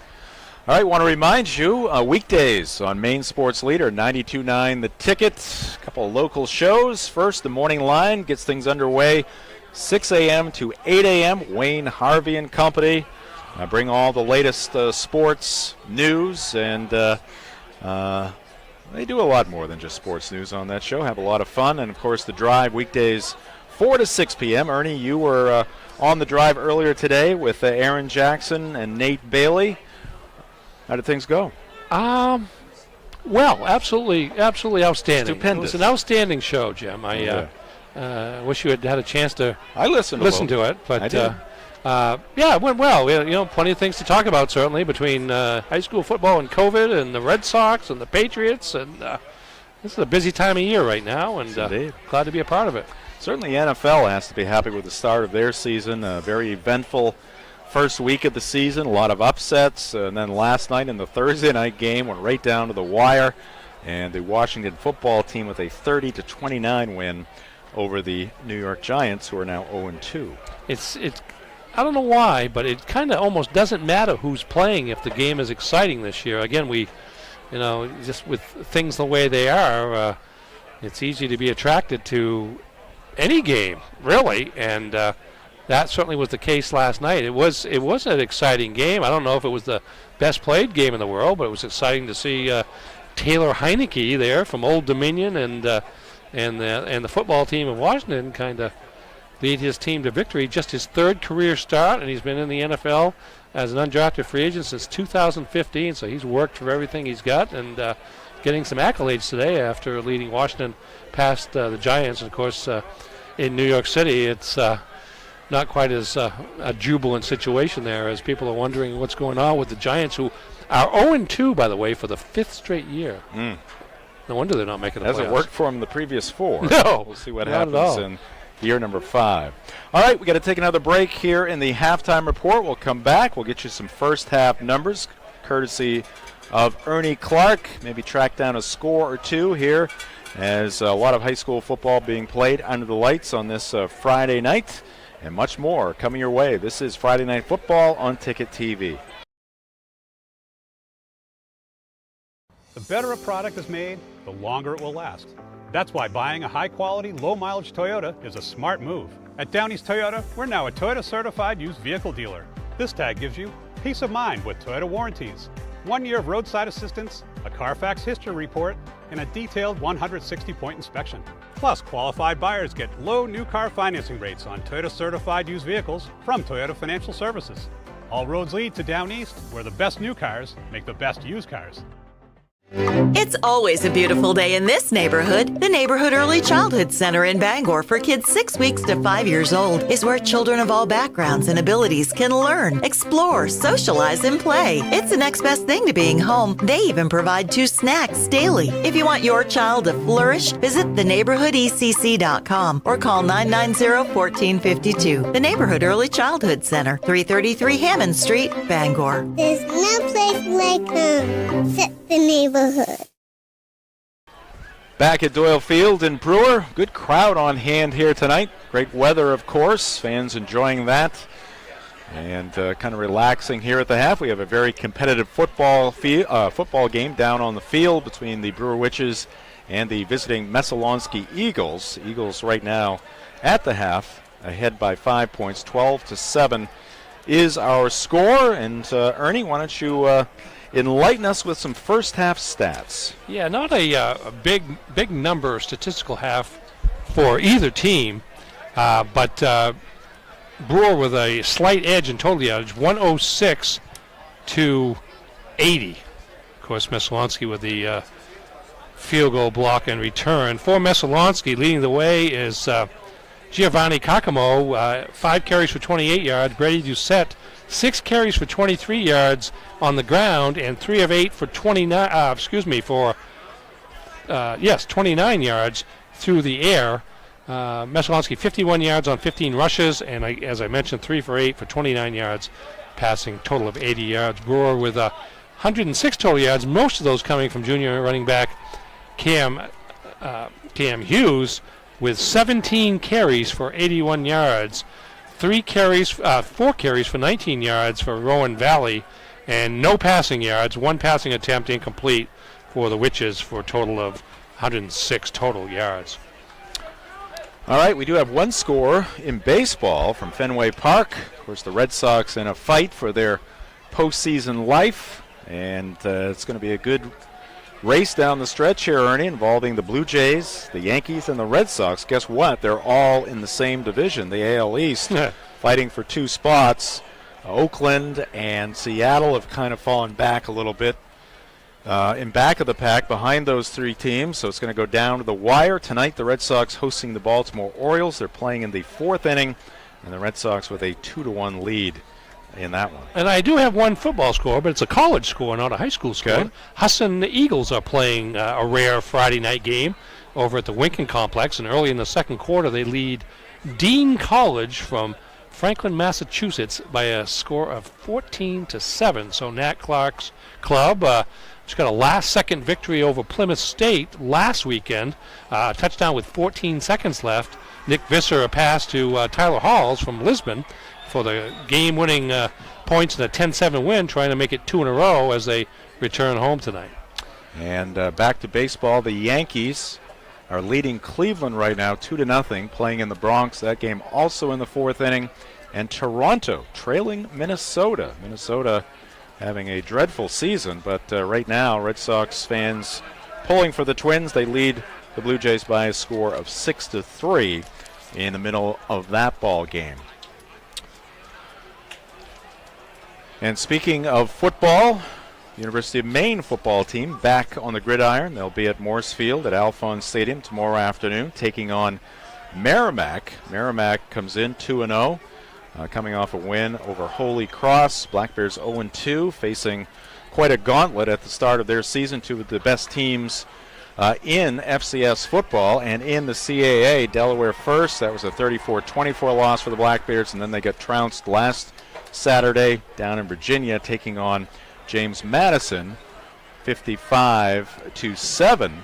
And we're going to continue with the scores in just a second, but I do want to remind you, coming this fall to Maine Sports Leader 92.9 The Ticket, University of Maine basketball, both men's and women's. And the women's team begins things on November 9th. They're going to be at Nebraska.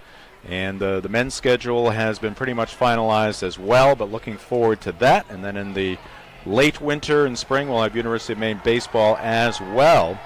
Well, Mark Paulette coming through with a pretty extensive scoreboard here. Really? The Bangor Rams on the road at Scarborough with about half their team in tow. They lead Scarborough 17-16 at the half. Wow, wide open game there. And, Bangor, they have about 50 players on their roster, and about half of them are back here in Bangor under quarantine for COVID issues. And the Rams going down there, really their biggest test of the season to date, after a couple of wins over Brewer and Lewiston, and playing a pretty strong Scarborough team well here at halftime. That's a little bit of a surprise, I think. And the Fighting Ponies of Foxcroft Academy, they lead Freeport 20-6. That game in the 4th quarter. That's a pair of 2-0 teams in Class D, the only 2-0 teams in Class D. So first place on the line there as the Ponies in front of the Falcons. And MDI leading Orono 28-6 at the half up at Alphons Stadium. And we are underway here in the second half. Brewer kicking it off. On the receiving end is Simon Bessie, still on his feet, now working to the right side of the field. And he's going to be hauled down at the 30. Again, a lot of running there by Bessie. East and west. Kept the ball alive, trying to break free, but tackled at the 30, and that's where the Eagles will get things going here in the second half. They lead it 12-7. Aiden Danforth on the tackle, but Eagles, ball at the 30-yard line. Messalonskee with the first chance here in the third quarter. Again, Greenway Equipment Sales, sponsor of our replays here on Ticket TV. The Greenway replay. It's got a ring to it, Ernie. Yeah, it does. Brady Doucette, the quarterback for Messalonskee. 1st and 10, and Doucette's going to take it himself, but a great job there to slow down the play. Initially, number 14, Aiden Davis for the Witches, a junior defensive end. Held that edge well, couldn't quite get Doucette to the ground, but then some of his which teammates came to the rescue, and no gain on that play. Good job there by Davis, and again held the quarterback Doucette up long enough for the rest of the Witches to pursue, and no gain on first down. Bottom of the fourth, Bobby Dahlbeck with another home run, and the Red Sox lead it 3-1. And we wanted to bench him. We wanted him out of there because he was terrible. Oh, but look at him now. I know. Alex Cora stuck with him. Here's a pitch back, and again, pretty sturdy defense there by that Brewer front line. As the carry by Garrett Card, but he's met by 3 or 4 Witches just about a yard or two beyond the line of scrimmage. We'll give him 2 on that play. 2 yards on the carry, 3rd and 8. Yeah, Messalonskee had just one drive of any substance in the first half. That was a 52-yard march that led to their second touchdown. Other than that, it was not much. That's 52 yards of their total of 80 came on that one drive, so it hasn't really been a proficient night for the offense. All right, it's Garrett Bell in motion. He gets the pitch back from the quarterback Doucette, but the Witches swarm to the football. Maybe 2 there for Bell. The Brewer coaching staff has to be happy with the way the Brewer defense has come out here to start this second half. They are swarming around that football, Ernie. Yeah, 4th and 6, and Messalonskee in punt formation here, and so a good 3 and out by the Brewer defense. Logan Levenseller on a couple of those stops, and which it should get the ball back in decent field position. Doucette to punt. Snap is true. Kick is off. Not a bad punt there by Doucette. Takes a Messalonskee bounce initially, and it's going to roll out of bounds at the Brewer 35-yard line. That's where the Witches will take over.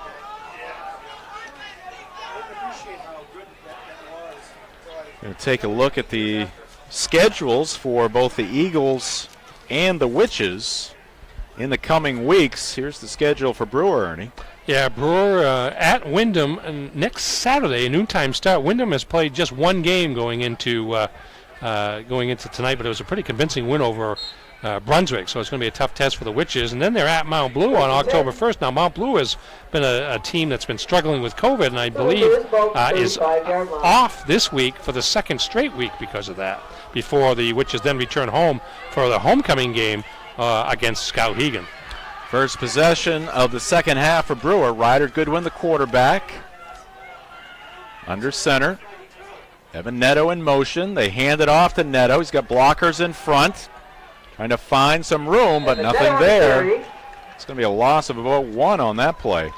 Trying to get Neto's speed into the game here a little bit, and good pursuit by Messalonskee, and it's a loss of 1 on first down. Here's the upcoming schedule for the Eagles. Yeah, they host Coney next Friday night. Coney's been off for a week or so, and they're getting started again tonight. And then Messalonskee then is at Wyndham on October 1st. Again, Wyndham, one of the favorites in Class B North, certainly. And although they haven't played, they're playing tonight, but they haven't played in a week because of another team that had COVID. Goodwin under center again after that 1-yard loss. 2nd and 11. The pitch back to Cam Hughes. He's got a gaping hole on the right side. He's got the first down, working the sideline, and they're going to say he stepped out of bounds here at the 46 of Messalonskee. He carried it about another 20 yards, but the official running behind the play, I thought he was very close there on that near sideline. Yeah, good hole there. Couple of good blocks, and then he shows his speed. I mean, we talk about his inside running and his power, but when he gets in the open field, he's pretty quick. Did. And there he is there. Left foot. Yeah, left foot around midfield. Going to be inside Messalonskee territory. So a good gain there by Hughes, and should put him at around 100 yards for the game. That's going to be a gain of 19, and he had 81 in the first half, so 81 and 19, Jim. Yep. Is 100 yards. Very good. Early here in the third quarter.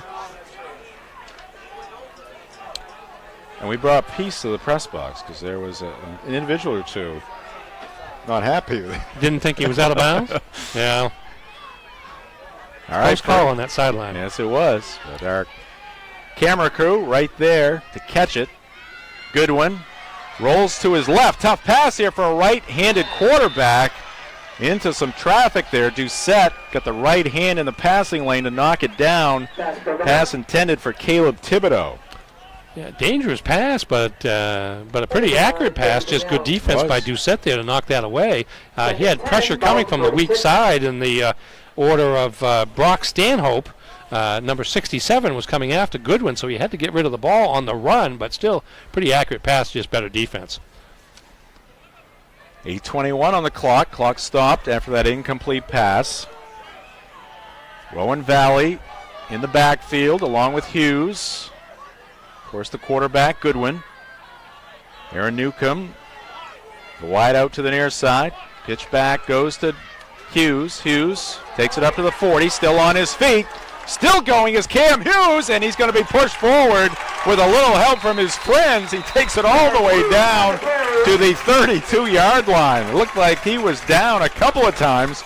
Let's watch it right here. Kept those legs churning. Yeah, leg strength and vision to see where First down on the play. there was open green space. 66 there for Messalonskee. Cooper LeClaire got face-to-face with him, but the Witches line keeps pushing on, and 14-yard gain there for... Now, that's only something that I have noticed, I guess I've taken note of, the last 3 or 4 years where offensive linemen, didn't that used to be illegal? I think it was. I know in college it was because there was a big deal about USC and Notre Dame. Reggie Bush one year. But they do it all the time now. Yeah, it's part of the play. All right, Hughes gets the call again. Not much doing on this play. Maybe a yard for Cam. Brought down by number 3, Simon Bessie.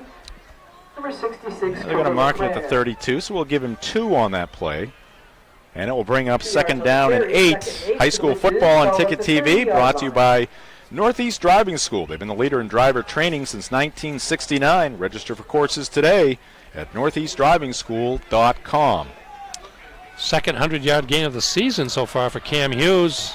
Opened up the season, had over 100 yards last week against Brunswick and 2 touchdowns.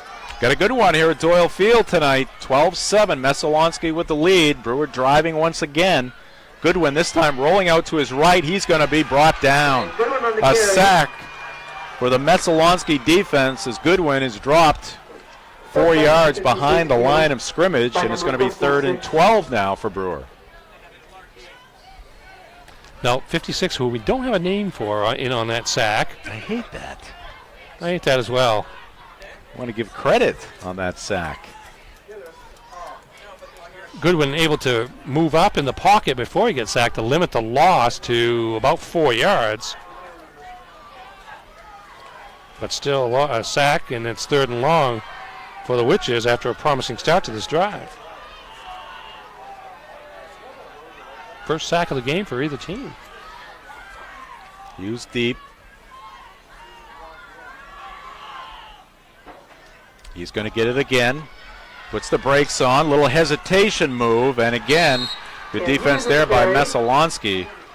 And another loss there for Brewer. Maybe a half yard on that play. And it's going to be 4th down and a long 12. Yeah, you kind of look at that as a 2-down situation if you're going to decide to run. You know that Hughes has had a knack for turning short gains into longer ones, and you kind of hope for one of those. Didn't happen on the first time, but we'll see what Coach Scott Flagg and his offense does here on 4th down and about 13.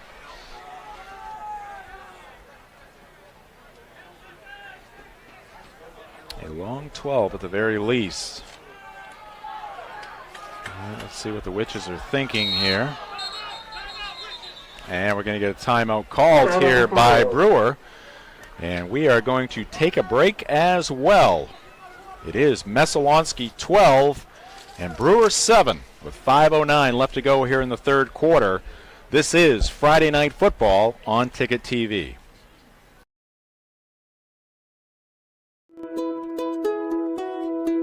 In the blink of an eye, dress up becomes curtain call.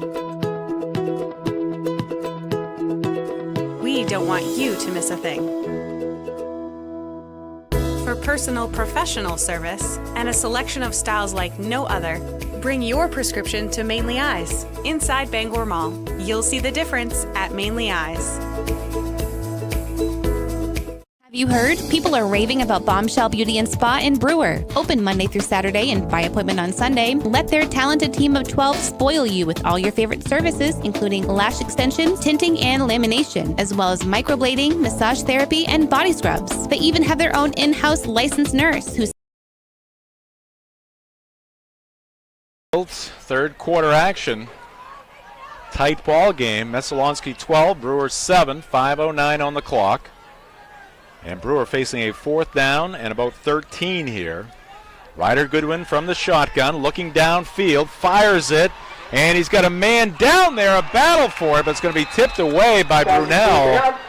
Outstanding coverage there by number 9, Brady Brunel, just a sophomore, as he was battling Evan Netto. Pretty good pass there from Goodwin. I'll tell you what, I don't know why he didn't pass more. That was a pretty nice pass there. Again, much as Doucette made a good defensive play on a pass earlier in the half by Goodwin. Great defense there by Messalonskee as the ball was thrown toward Netto in a position where he would have had a chance to make a nice catch, but for some stellar defense.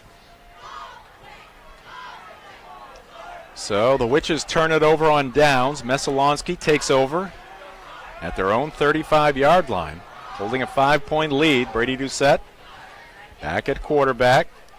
Here's the handoff to Kakamo, and Giovanni's got a first down. He's going to pick up about 13 on that play. We got a flag down here and a Brewer player down as well. Appears to be a left leg injury. Yeah, lower. By the Witch. Yeah, I can't tell. He's in pain, though. Trainer will head out and see what the flag is. Looks like to number 15. Dustin Mitchell. Linebacker for the Witches.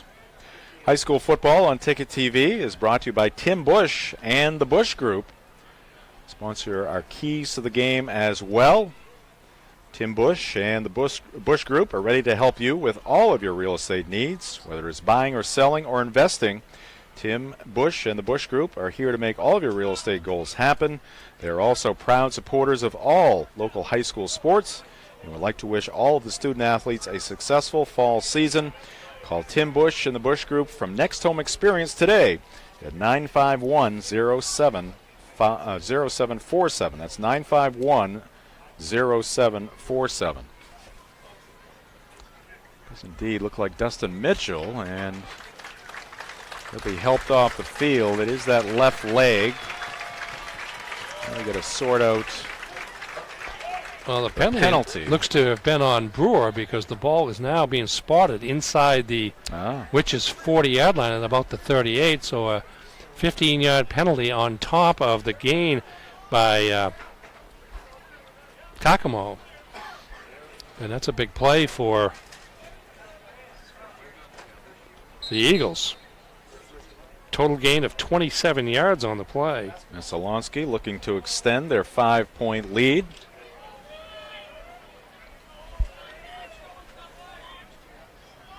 Didn't see the call, but huge penalty there against Brewer. Yeah. Good field position for the Eagles all of a sudden. Adding salt to the wound. 4:52 on the clock. Doucette goes to Kakamo. He powers his way forward. He's tough to bring down. Takes it all the way down to the 32. At the outset of that play, it didn't look like there was much positivity in that play, but turned out to be a pretty solid game there from Kakamo. Picks up 6 yards on the carry. 6 or 7 yards. Yeah, he had a relatively quiet half. Didn't really carry the ball that much in the first half, just 5 times, but and none in the first quarter, but 5 times for 28 yards, and he's playing a more active role here early in the second half. Little bobble there by Doucette, throws off the timing of that play, and he's going to be brought down at about the 32-yard line. Does manage to get it back close to the line of scrimmage, so no gain officially on that play. Yeah, Ryder Goodwin there came up from his spot to prevent any forward progress, and then help came, and no gain on that play. Eagles ball at the 32-yard line. Clock ticking, approaching the 3:40 mark here in the third quarter. Brewer needs a stop. Messalonskee needs 4 yards for a first down.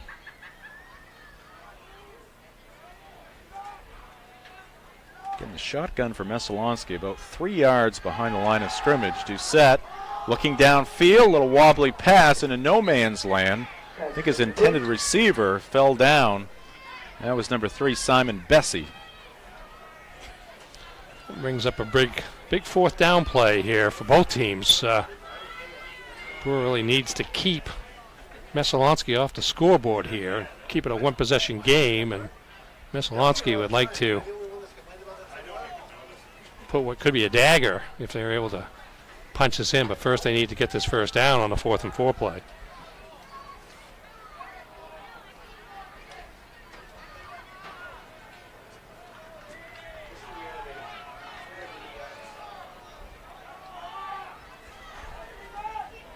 Yeah, it's called a pistol, I think, instead of the shotgun, because he lines up a lot closer to the line of scrimmage. And there's the 5-yard first down there, as Doucette uses his cadence to draw a couple of witches off sides. Aiden Davis, one of them, defensive end, on this side of the field.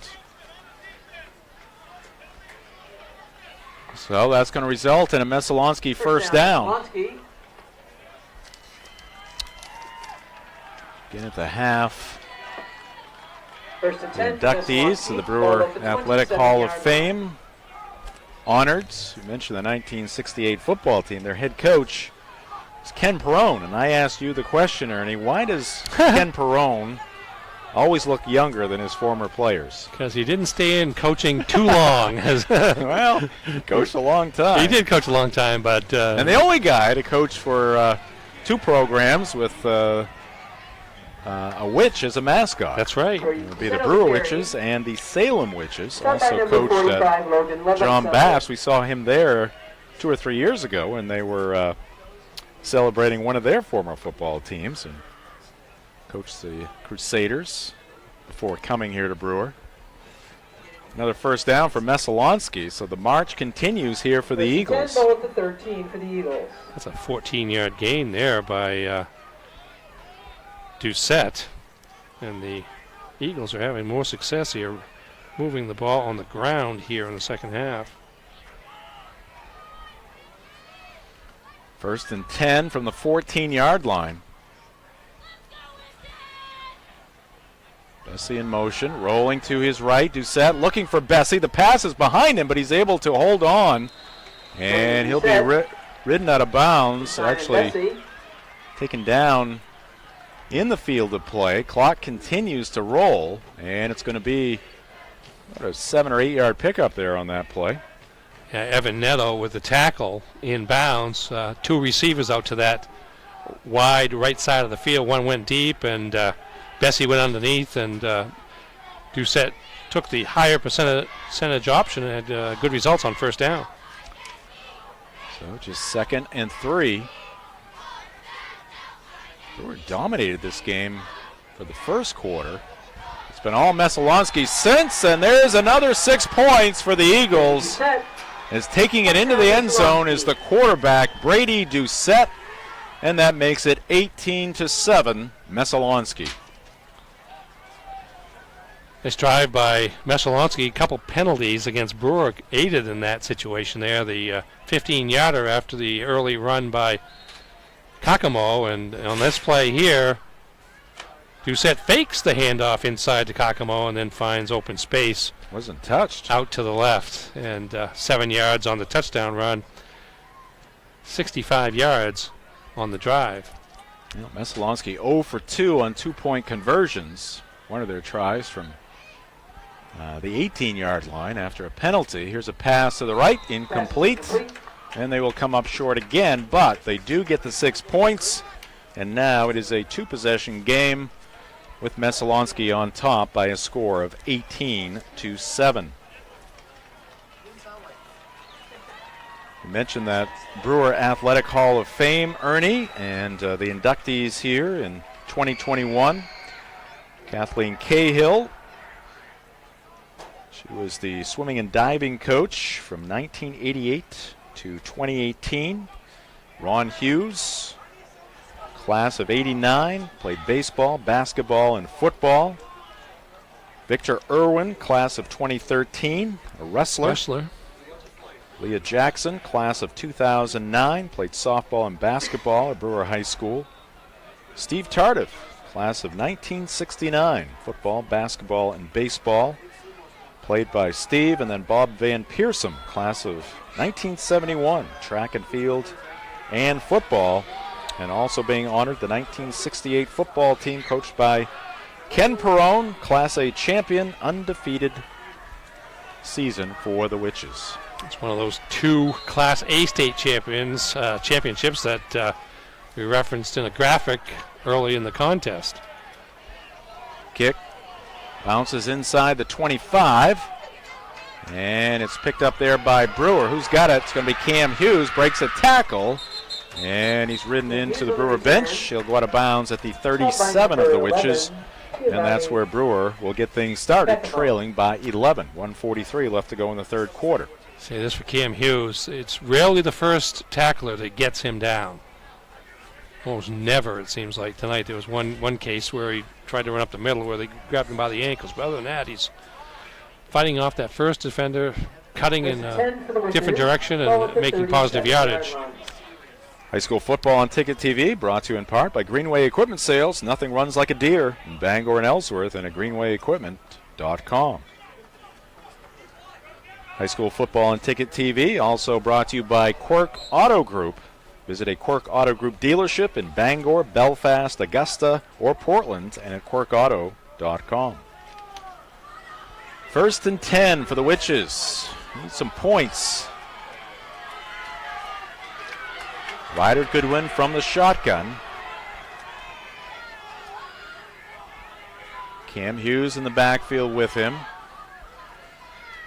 Shotgun snap, good. Goodwin's going to take it himself to the near side. He'll pick up 2 or 3. Goodwin on the carry. Out of bounds at the 39-yard line. So 2-yard pickup, and it'll be 2nd down and 8 for the Witches.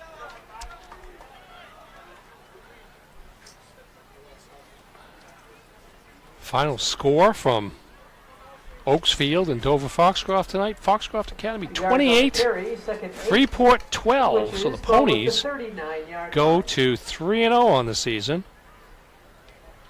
Impressive win. Under the lights there at Foxcroft Academy. We'll be at Foxcroft Academy late in the season. Actually about a month and a half from now. I'm suspecting it's not going to be as warm as it is here tonight, but you never know. Hughes breaks a tackle, runs into one of his teammates, still on his feet. He's got room on that left side. Cam Hughes has the first down. He's tripped up, or he would have had 5 or 10 more yards. Tremendous run, persistence paying off there for Cam Hughes. Yeah, you almost expect him. You know he's going to get by the first tackler. Nice little cut there to extend the play beyond the first down marker. And gain of about 9.5 on that. And Brewer moves the chains. 1:10 left to go here in the third quarter.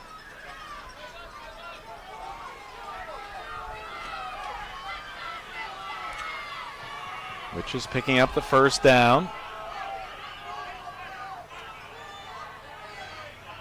Tight alignment here for the Witches. One wide receiver, to the left. Hughes gets the call again, takes it up to midfield. And Hughes on the carry. Short pickup there for number 5.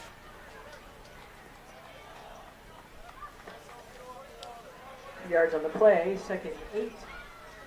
Friday Night Football on Ticket TV, brought to you by Mainly Supplements. They are presenting sponsor of high school sports on Ticket TV, located near the Bangor Mall. Mainly Supplements is a fully stocked nutritional supplement store. Our dedicated team members look forward to talking and working with you and to help you to meet all of your goals. Mainly Supplements, 109 Bangor Mall Boulevard, Bangor, right next to Hannaford, and at mainlysupplements.com. 2nd and 8 for Brewer. waning seconds of the third quarter. Pitch back, and it's off the fingertips of Hughes. He manages to pounce on the football, but that'll be a significant loss. A loss of about 6 yards on that play. And that is probably going to do it for the third quarter. Yep. Clock has started, and that will do it for quarter number 3. So when we come back, it's going to be third and about 15 yards for the Witches. As they try to get back in this one, they trail at 18-7. This is Friday Night Football on Ticket TV.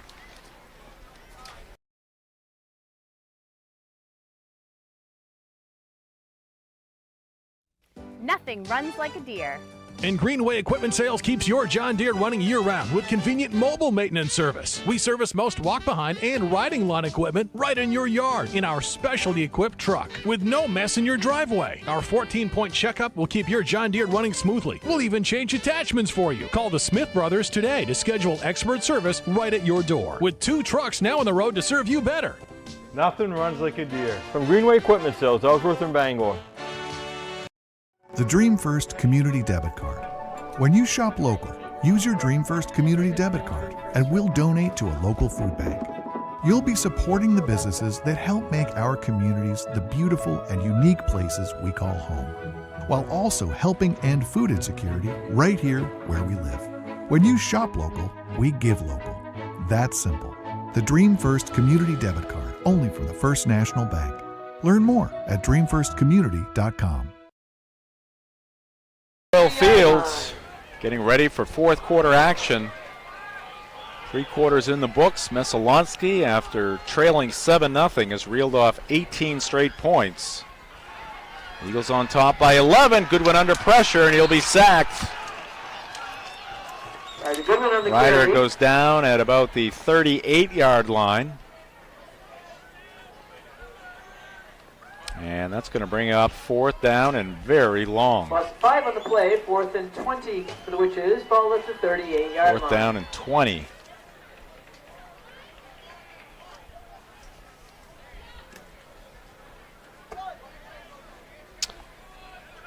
And the Witches are going to have to punt here. For the punt and rely on the defense to make a quick stop here. Goodwin back to the punt. Or did force a big turnover early in the ball game, turned it into 7 points. Back to field the punt is Garrett Card. Card, he's got room to roam. Card still on his feet. Card gets around one Witch. He's got one to beat. Garrett Card at the 10, the 5, and he's in for 6. Garrett Card. Huge punt return there for Card and the Messalonskee Eagles. 72 yards on the return and got a block there at about the 35-yard line.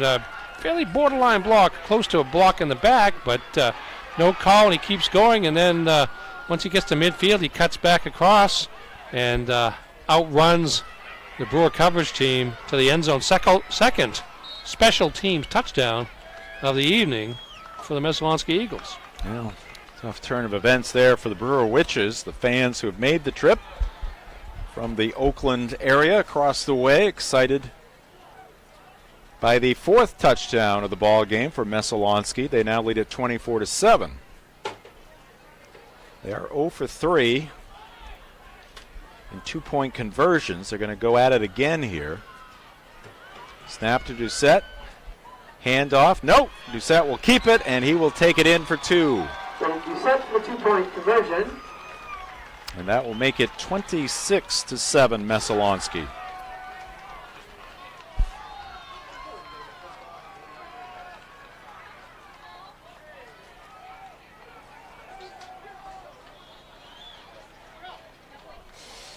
So 26 unanswered points for the Eagles. Brewer scoring their touchdown at the 3:27 mark, at the 3:27 mark. In the first quarter, 1-yard touchdown run by Cam Hughes, but it has been Doucette and company taking charge since then. Yeah, it's a situation where Messalonskee has a few more weapons than Brewer does tonight. Cam Hughes obviously having a great game. But Messalonskee getting it from different places and different phases of the game. Again, 2 touchdowns on special teams with a blocked field goal return for a touchdown, and now the punt return for a touchdown to go with 2 drives on route to 26 straight points. And now Brewer's facing an uphill battle here. It was still nearly 11 minutes left in the fourth quarter. High school football on Ticket TV, brought to you by First National Bank. Dream first because you can. Equal housing lender, member FDIC. 10:52 on the clock, an uphill battle here for the Witches. Kick is away, lands at about the 21, picked up at the 19 by Cam Hughes. Hughes searching for a lane here, and he'll be brought down at the 33. So about a 12-yard return there for Cam. Stop by number. Witches will get things going there. High school football on Ticket TV, also brought to you by Mainly Eyes. Save big with great glasses deals for your kids this back-to-school season. Mainly Eyes, you'll see the difference inside Bangor Mall and at mainlyeyes.com.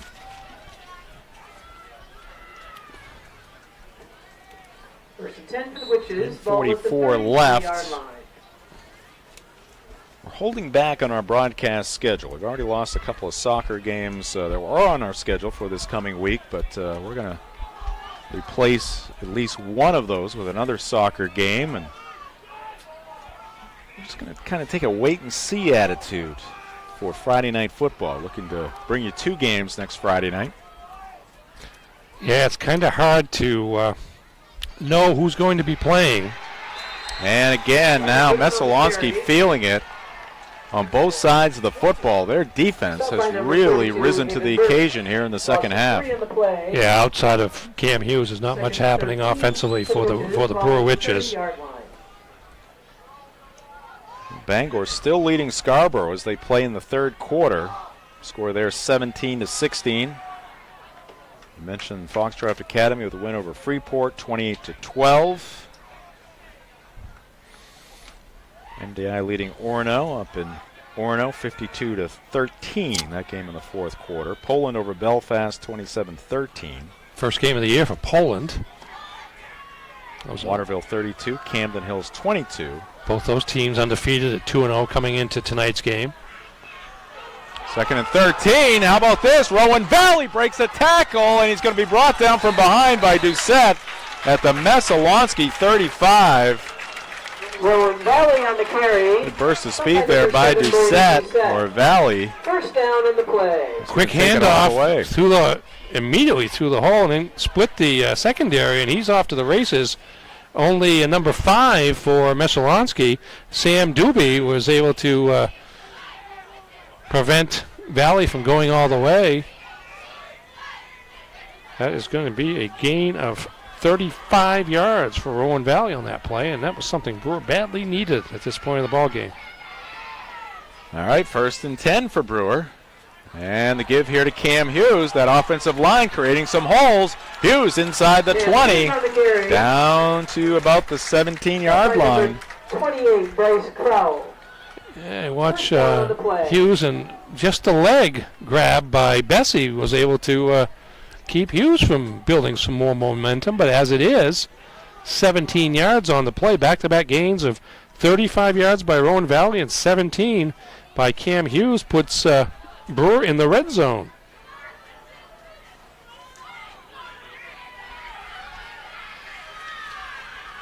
Clock ticking away. We're under 9 minutes left to go.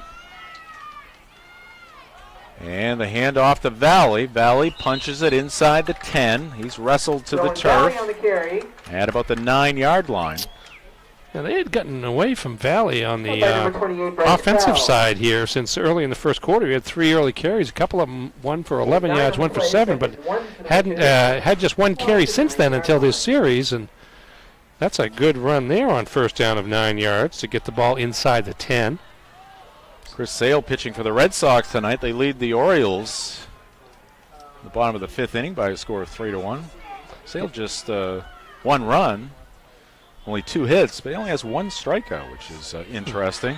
Oh, Cam Hughes drops behind the line of scrimmage. That'll be a 2-yard loss. Started at the 9. Hughes dropped at the 11. Off the 11-yard line. Yeah, you need Chris Sale for those Oriole games, Jim. He's been dominant, as has every other pitcher in baseball. Well, it's good for his confidence, Ernie. It's good for his self-esteem. He keeps pitching against the Orioles. He may wind up among the league leaders in wins, having pitched only 10 games. I don't even know who is leading the American League in victories. It's like very low number, isn't it? I know. The guy for the is it Urias or? Oh, for the Dodgers, Urias? He's got like 17, I think. Yeah, he leads baseball. Garrett Cole, maybe. Yeah, or Lance Lynn. Yeah, they might be in the 13 to 14 range, but because you can't face a lineup more than twice anymore, so nobody starting pitchers don't get wins. All right, run there by Valley. And that's going to be a first down for the Witches, first and goal. First and goal for the Witches. Ball on the 7. Off the 7-yard line. 3rd and 3, 4 yards the gain for Valley. Yeah. Urias? Yes. Urias with 18 leads baseball. Adam Wainwright, how did you not know this? He's got 16. Garrett Cole, 15, leads the AL. St. Louis Cardinals will be in the playoffs before tonight's action started. It's kind of hard to believe. They're only 7 games over 500, but Adam Wainwright at age 39 is pulling a Tom Brady out there. Well, when the National League West is what, like over 100 games over 5, or at least the top 3, the playoff teams are like 100 games over 500 or more. Close to it. Yeah, you almost forget that the Dodgers are a wild card team, you know, because they haven't been as dominant as the Giants, but they've been beating everybody else. All right, 4 yards on that play.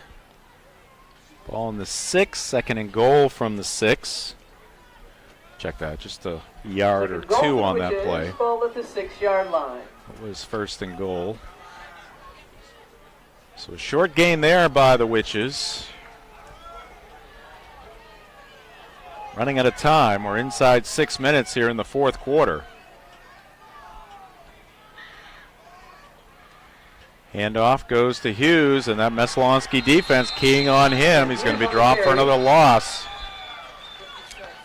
Yeah, Mitchell Marquis, who is number 56. Yes, we talked about him earlier in the game, making a good play, and he listed as 54 on the program, but 56 in Messalonskee's defensive hearts tonight, and came up with a big play there as they try to prevent Brewer from getting a second touchdown and closing this gap. Player looks to be down. Yeah, we got an injury on the field. Let's see if we can pick up the number, but another Brewer Witch down on the field. 5:32 on the clock. Friday Night Football here on Ticket TV is brought to you in part by Twin City Tire. Visit Twin City Tire at 609 Wilson Street in Brewer or at twincitytireme.com for all of your snow tire and car care needs. Well, that player was Cam Hughes. He's back on his feet. Well, he's worked hard tonight.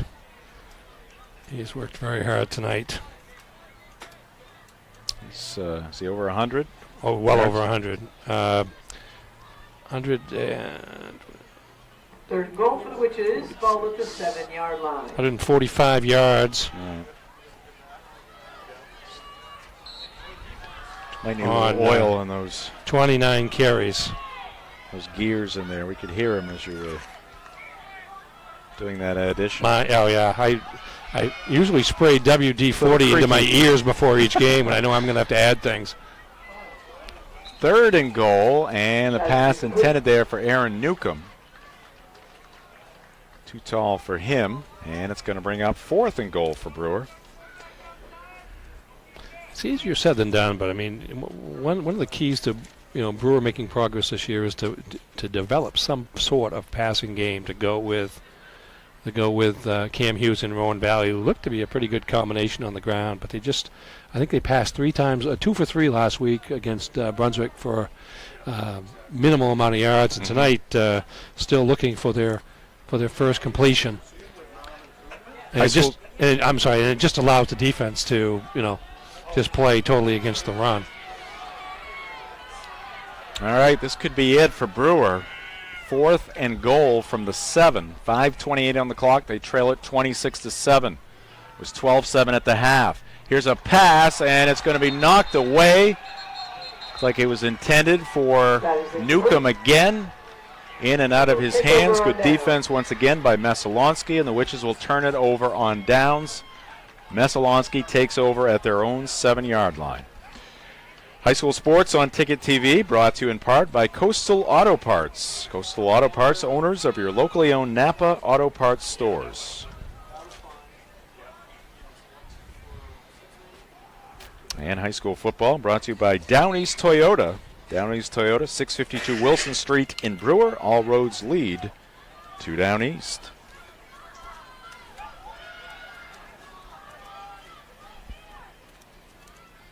Red Sox have added a run. J.D. Martinez on RBI double, and they lead the Orioles 4-1. Got to check in on the Yankees and Blue Jays as well. Those other teams the Red Sox are fighting with. Sox down to 14 games. Inside handoff. Well, actually, no handoff. Run there by the quarterback. Brady Doucette. He gains 2 yards on that play. 2nd down and 8. Actually, he gains a yard. 2nd down and 9 from the 8-yard line, and we got a timeout on the field.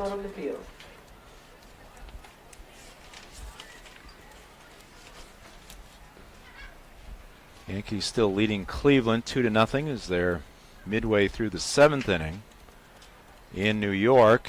And Minnesota has extended their lead over the Blue Jays. It's now 7-3 as they play in the bottom of the 6th inning.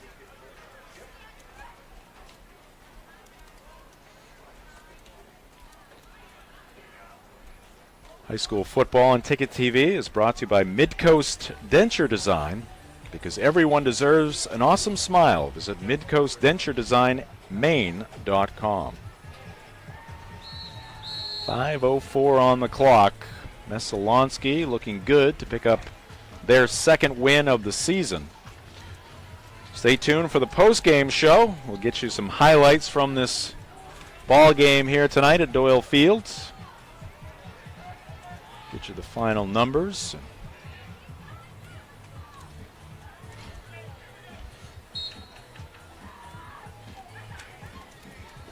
Which is again on the road next week. Got 2 straight on the road after this one.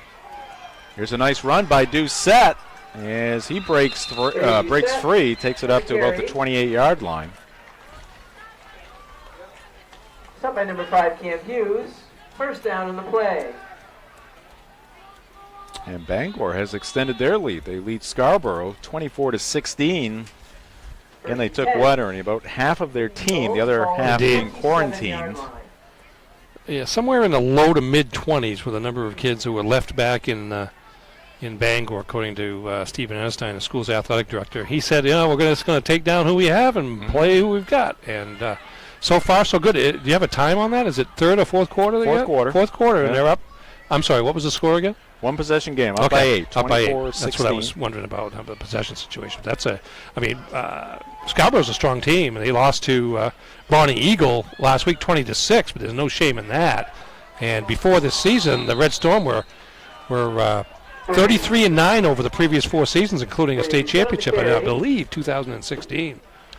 Ball came loose, but they said Doucette was down. He's dropped for a loss. Loss of 7 on the play. 7 yards on that play. It's going to be 2nd down and 17. Eagles salting this one away here late. 3:45 left to go.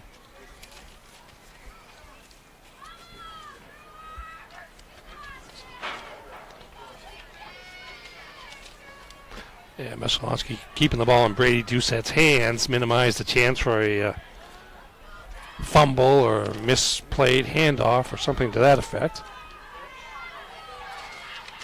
And a little pitch to the right by Doucette. Looks to be a 3-yard gain on that play.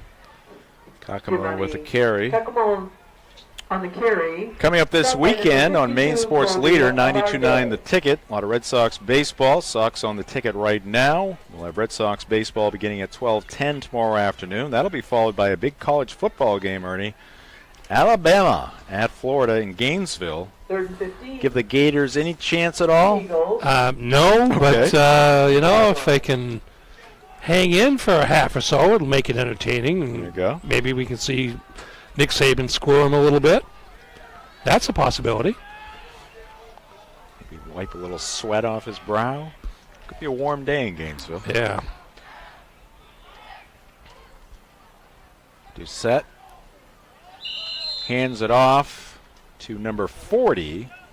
Carry there by Colby Chavari, the junior running back. Then on Sunday on Sports Radio 92.9 The Ticket, Red Sox baseball again. Pregame show at 12:10. That'll be followed by Falcons and Bucks. Do you give the Falcons any chance against Tom Brady and the Bucks? No. That would deserve a very quick answer. We'll join that game in progress, I should say. And then coming up on Sunday Night Football, Chiefs and Ravens. Could be a good one. Yeah, or the Chiefs will run away. The Ravens will not blow the Chiefs. They'll either be close or the Chiefs will blow them out. Yeah, I'm not sure about the Ravens at this point. They've had some injuries during the preseason. And they're not the most explosive team anyways if you can harness Lamar Jackson. Delay a game penalty here against Messalonskee. That'll push him back 5 yards. Eagles ball at the 22-yard line. 4th down and 15 for Messalonskee from their own 22. They lead it 26-7. Just about a minute and a half left to go. Eagles will be punting here.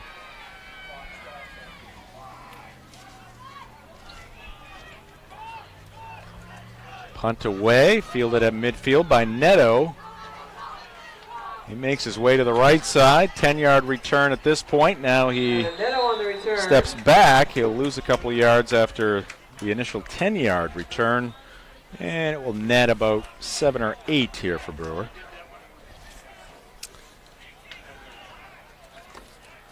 Doesn't get any easier for Brewer. They have to go to Wyndham next week. Wyndham's a strong team. Wyndham was beating Lawrence tonight 20-0 last time I saw. Yeah, their only other game I think was a pretty lopsided win over Brunswick to open the season. So, yeah, Lawrence, you mentioned we saw the standings earlier. Lawrence was at 2-0 early in the season too. So they had a nice win over Skowhegan recently to get to that point, and Wyndham is handling them. Update on that game: 27-6 in the third quarter. Well, Scarborough has scored. It's now 24-22. Bangor leading Scarborough in the fourth. We have a time on that game. There's Valley with a carry. Pick up a yard or two. High school football on Ticket TV, brought to you by Tim Bush and the Bush Group. Real estate agents with Next Home Experience. They are ready to help you with all of your real estate needs, whether it's buying or selling or investing. Tim and the Bush Group are here to make all of your real estate goals happen. Tim Bush and the Bush Group also proud supporters of all local high school sports and would like to wish all of the student athletes a successful fall season. Call Tim Bush and the Bush Group from Next Home Experience today at 951-0747.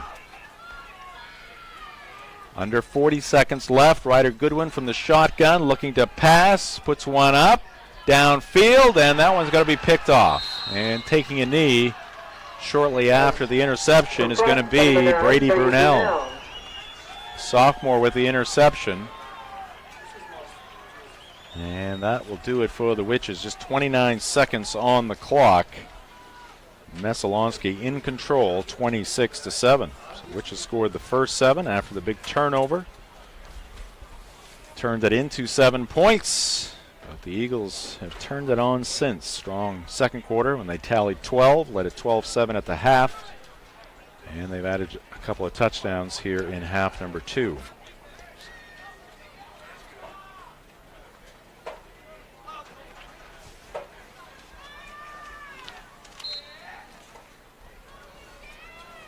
And expect Doucette to take a knee here, and that should be the final play of the ball game. And it will be. And the Messalonskee Eagles, Ernie, after a couple of defeated seasons where they were winless in 2018 and 2019, of course no games last year, but here in 2021, they have a 2-1 record. Brewer Falls 0-3. Yeah, 2-1 record.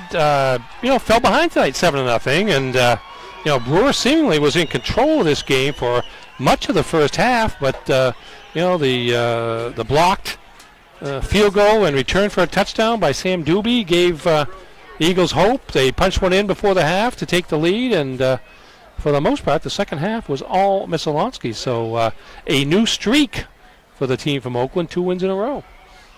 All right. That'll do it for the ball game, but we have the post-game show coming up next. The final here at Doyle Field, Messalonskee 26, Brewer 7. Highlights, stats, and much more coming your way next. This is Friday Night Football on Ticket TV. We want your business. Need work done in your car, truck, or SUV? Twin City Tire does all kinds of mechanical repair. We're a team of local professionals who know how to get it right the first time. We offer loaner cars and free shuttle service. Hang out in our comfortable waiting area where there's free Wi-Fi. At Twin City Tire, we may fix cars and trucks, but our real business is helping people get back on the road. Need work done in your car, truck, or SUV? Come to Twin City Tire. Remember, we want your business. At Midcoast Center Design, we truly understand the importance of offering an affordable treatment plan that always considers your needs first. We create beautiful new full and partial dentures, as well as offering repairs and relines to your current dentures. We want your denture to fit comfortably, be affordable, and most of all, make you happy. At Midcoast Denture Design, your smile is what matters most. In fact, it's our job to make sure you have a smile you can be proud of at a price you can afford. Call Midcoast Denture Design. Because everyone deserves to have an awesome smile. At Napa, we keep things moving. If it has an engine, we help keep it on the road. And if it's on the road, we have parts for it. And if you need a part, you can get it fast. Because when it comes to serving you, our motor never quits. Post-game show, Friday Night Football on Ticket TV. Our latest game, a final. The Messalonskee Eagles hit the road, head a little, northeast, and they come up with a victory here against the Brewer Witches in Brewer by a final of 26-7. And let's take a look at the scoring plays here tonight at Doyle. Again, it was the Witches getting on the board first after the big turnover near midfield, Ernie. The Witches turned this one into eventually 7 points. Yeah, Stephen Cummings with the strip and the fumble recovery out at the 47-yard line. There's Cameron Hughes going in from a yard out for the touchdown. And this is the end of a play that began with a blocked field goal by Messalonskee on special teams, 27-yard field goal attempt by Rowan Valley. Sam Doobie, the sophomore, picked the ball up and raced about 80 yards to the end zone, and suddenly Messalonskee was within a point at 7-6. Now here's Doucette in the pistol formation. Just you can see the receiver on the far right, but just a timing pattern. He threw to a spot, and the receiver, Zach Wilson, ran to the spot, and that gives Messalonskee the lead. So that was the score at the end of the first half, 12-7 Eagles. And now Doucette goes across from 7 yards out in the third quarter to make it 18-7. And now Garrett Card fields a Brewer punt on his own 28-yard line, heads to the left sideline, and then cuts back. He's got some blockers out in front of him, and that's all he needed to finish off the 72-yard kick return to make it for the final touchdown of the game. Doucette added the 2-point conversion, and the final score was Messalonskee 26 and Brewer 7. All right, we'll take a quick timeout here. We'll come back, get you some stats and scores next. This is high school football on Ticket TV.